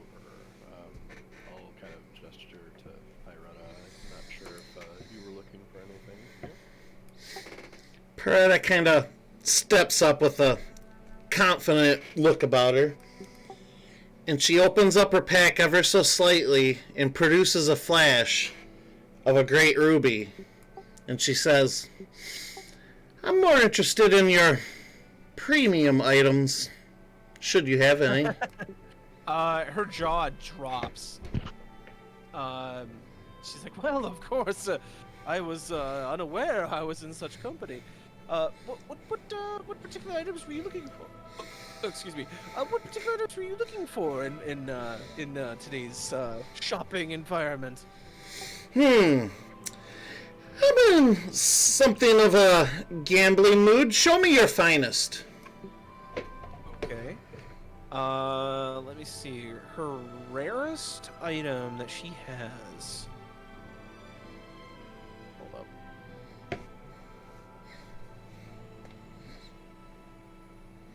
You know, we're just gonna. We'll roll for it. How about that? Sounds good. Traditional. Uh.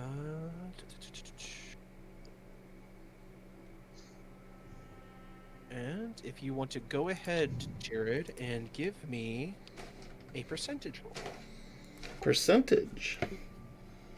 Actually, because you're flashing the cash, give me 2, and I'll take the better. Okay. First one is a 54. Okay. Second one is a 76.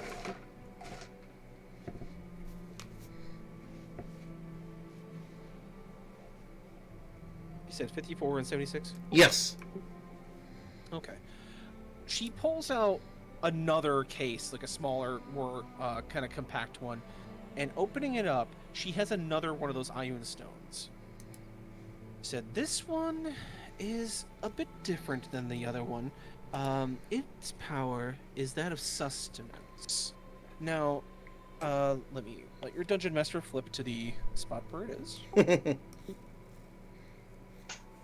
Oh,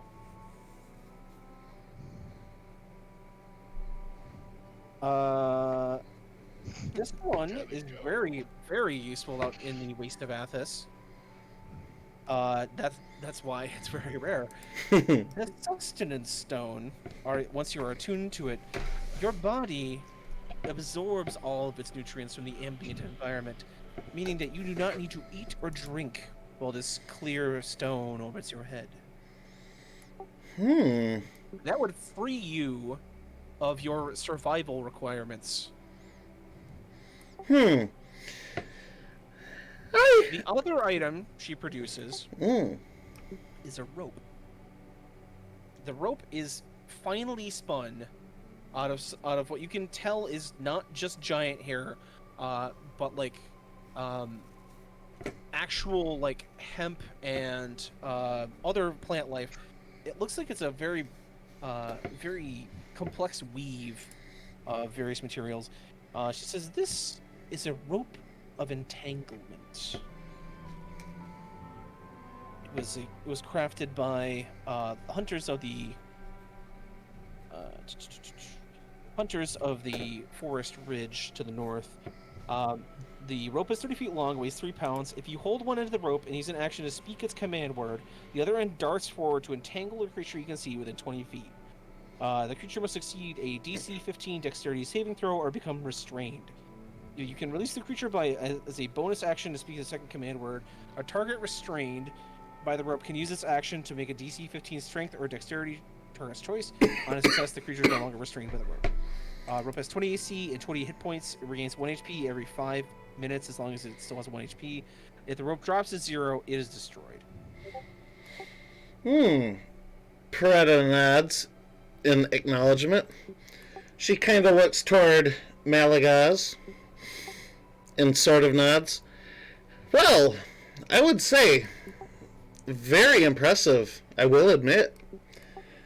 I do have my eye. You've gained my interest with the okay, crossing the fingers here.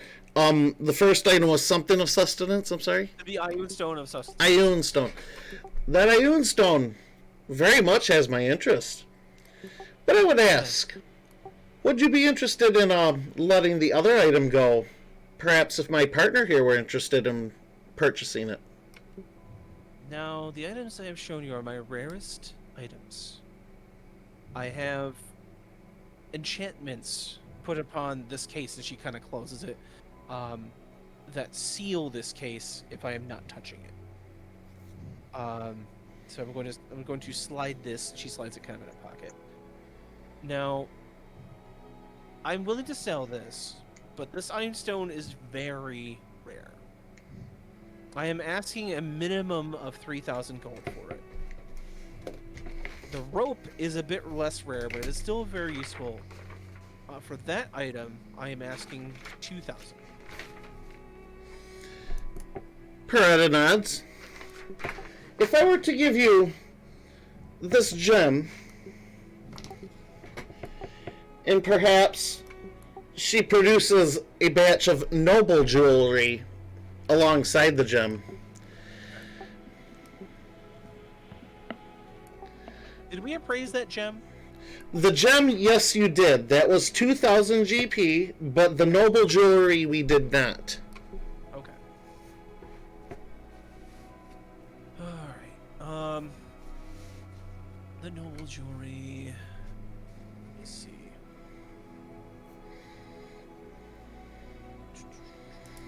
These stones have been weighing my pack down, very much so. I would very much like to lighten my load, as well as perhaps yourself, the load that you bear as well, referencing the Ion Stone.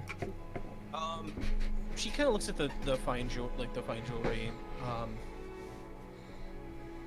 I would be willing to give you 600 for the jewelry. That stone is easily worth 2,000. That's fine with me. That's the most I can really give you for that. If you have anything else you want to trade with, I would be interested. Now, if you were to buy both, and she looks at you, Malagaz, if he's interested, I would be willing to knock 500 off the price. So for 5,000, I would sell you both. What say you, Malagaz? She drives a hard bargain.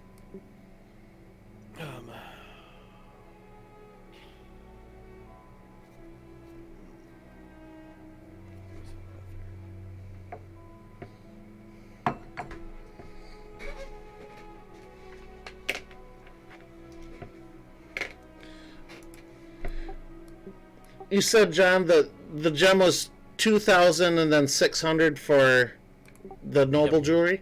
She's offering you 600 for the jewelry. She realizes that the gem is easily worth 2,000, so she's willing to honor that appraisal. Tell you what, Malagaz, if you're interested in that rope, I will provide the 400 extra to close my end of the deal.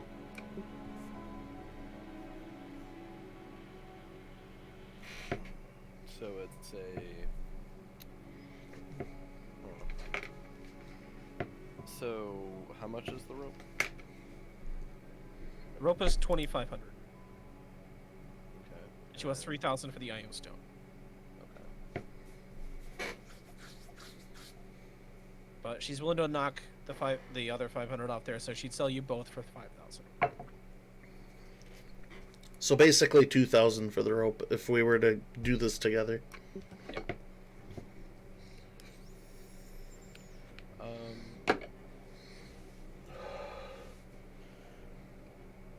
I'd be interested to see if she would take anything for this the signet ring I have.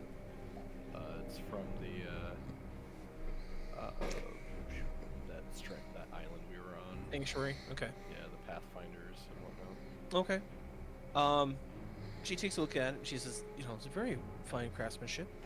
I could easily give you 300.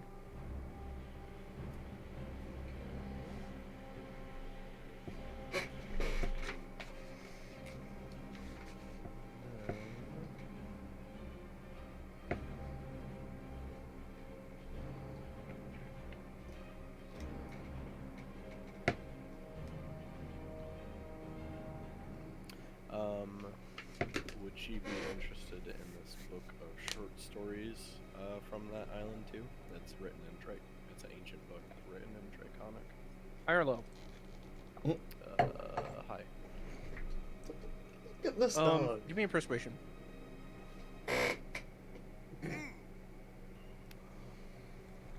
Hey, Daddy's got that one. Nice. I was looking at perception. I was like, fuck. 18. I can give you... This is a very rare book. I could give you 250 gold for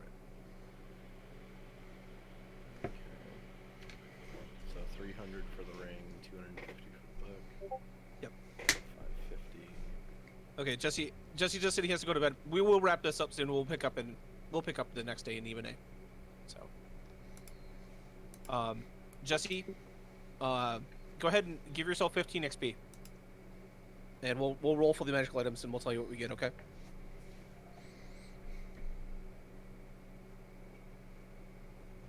So, And then I'm also willing to get rid of this potion of resist necro too. I don't know how much that one would be worth, but let me see. She's gonna try to appraise it. Yeah. She'll give you 125 for that.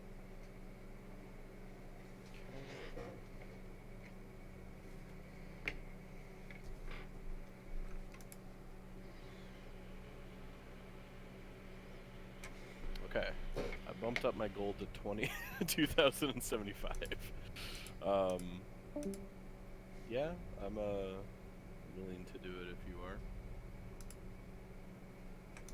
Jared? I agree. Okay. Bargain well met. She hands over the case. She opens it up. She pulls out the rope. She tells you the two command words. And she like demonstrates it on like a statue. She says the one command word, and the rope glows blue for a second, and then wraps itself around and knots itself around a target. And then she speaks the other command word, and it all glows blue for a second, unravels, and falls to the ground. And this is called a what again? Rope of entanglement.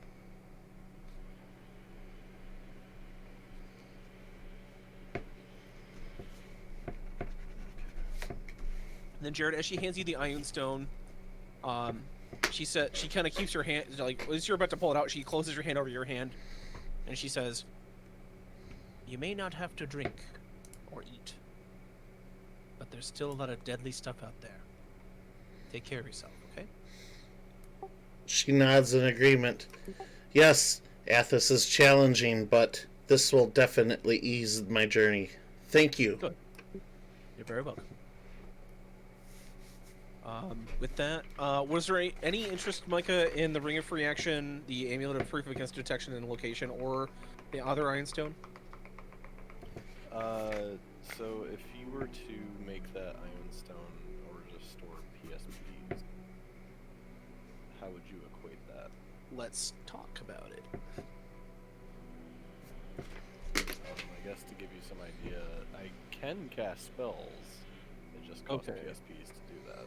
So, well, I guess you could still I guess you could still store those spells in the stone then. I'll read you the text of it one more time.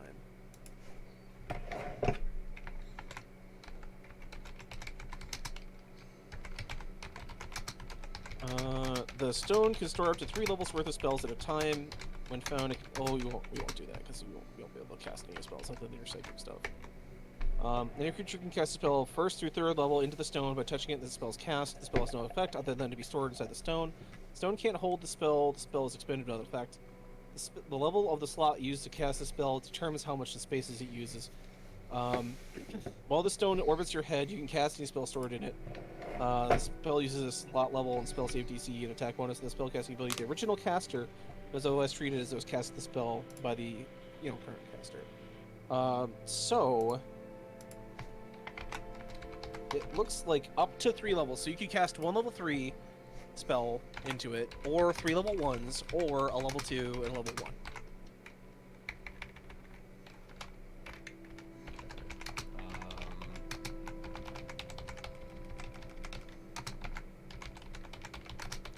And how much would that be going for? That's another rare one. She's willing to also sell that for 2,000.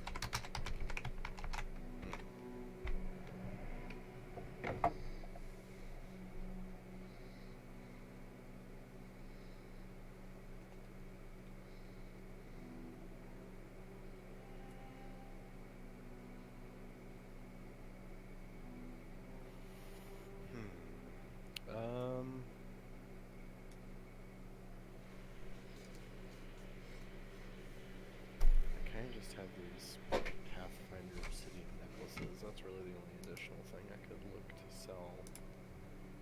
to like 7 of those.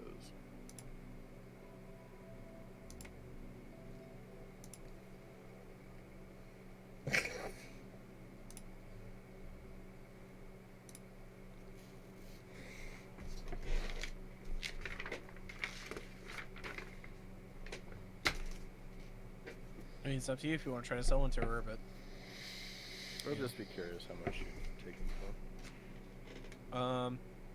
how do you describe them to her? I mean, she looks at them. She says they're fine craftsmanship. I'll say, I mean, the real definition apparently is that they guide the holder back to the Farlington Temple. Yep, on sanctuary. Yep. So,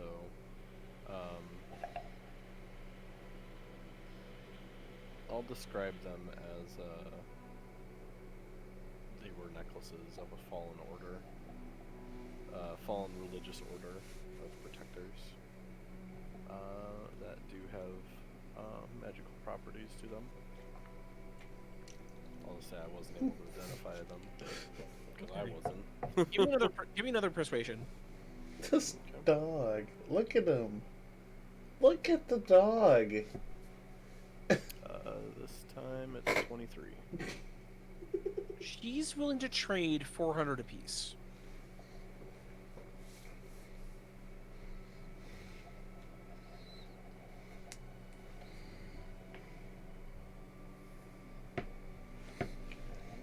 I don't gotta eat or drink anymore. That's so cool. I've got 7 of them. We'll sell 6 of them. Okay. She'll do the deal. And then yeah, I guess I'll get the ring. So they'll trade for the difference, and then you'll take the excess in coin. Yep. Okay. Yeah, she'll do that. See, she doesn't have that much coin on her, but she's willing to trade. Right. Okay. All right. Yeah, she'll give you the remainder in coin. She just gives it to you and just gold pieces and various other bits. But yeah, go ahead and take the difference in that, and then she'll say, I don't have much more to trade with. I think I'll call it a day if you don't mind. That sounds good. She sort of puts her cases away, puts everything away, secures everything, and says, well, it's been very profitable for both of us today, I'd say. I'd have to agree. Indubitably. And she's like petting the ruby like a cat, kind of in her lap. Well, thank you so much for a productive day. And anything else? No, thank you very much for your service today, and I'll head out. Okay. Oh. It is getting kind of late. Yeah. So what I'll do today is when we start the next week or the next meeting, it will start. You guys will meet Argus again and have your chance to sort of reconnect with them, and then from there we'll do the adventure and see where it goes. So. Yeet.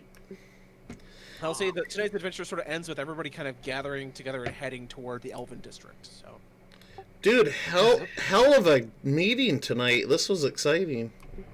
thank you. As always, I love DMing for you guys, and brought back a character for a nice visit to see how he's doing, and yeah, we'll go from there. All right, sounds great. Heads up. I'm not sure if I'll be able to play next weekend. Next Saturday is my birthday. I don't know if we're gonna do Well, happy birthday preemptively. Level up. If not, just Right. let us know, and we can we can just play whenever. Okay. Yeah, I mean, I'd love to play some D&D on my birthday, but we gotta figure out when to do my family thing too. So. Okay. All right. Well, tonight we'll go ahead and call it.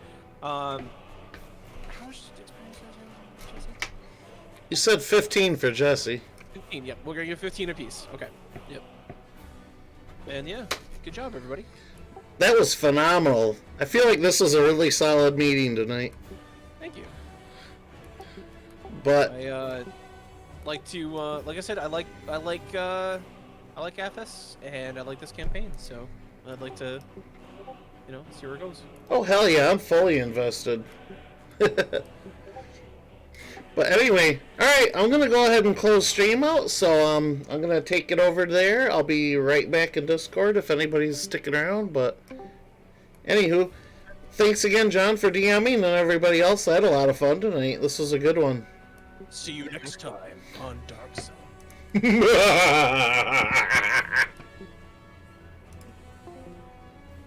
Alright, anyway, yeah.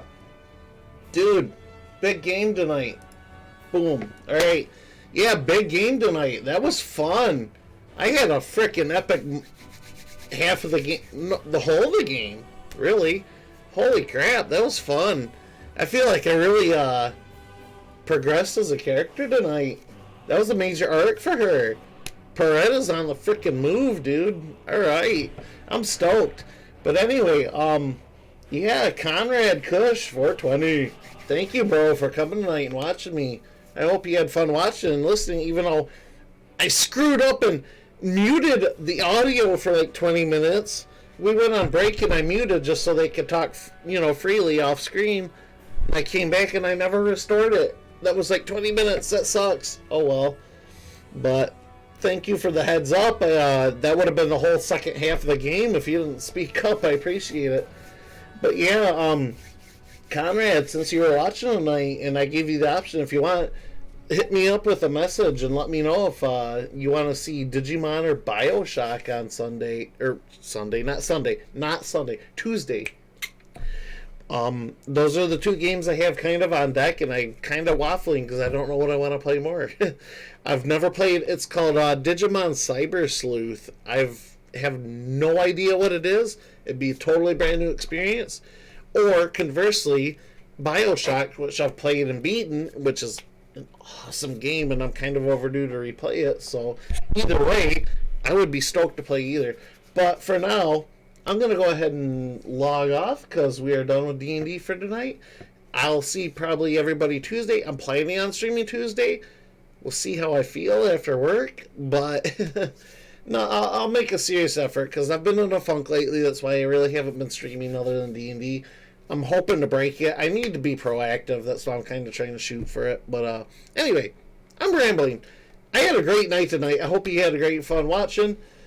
Check y'all later. See you hopefully Tuesday. And have a great night, everybody. Laters.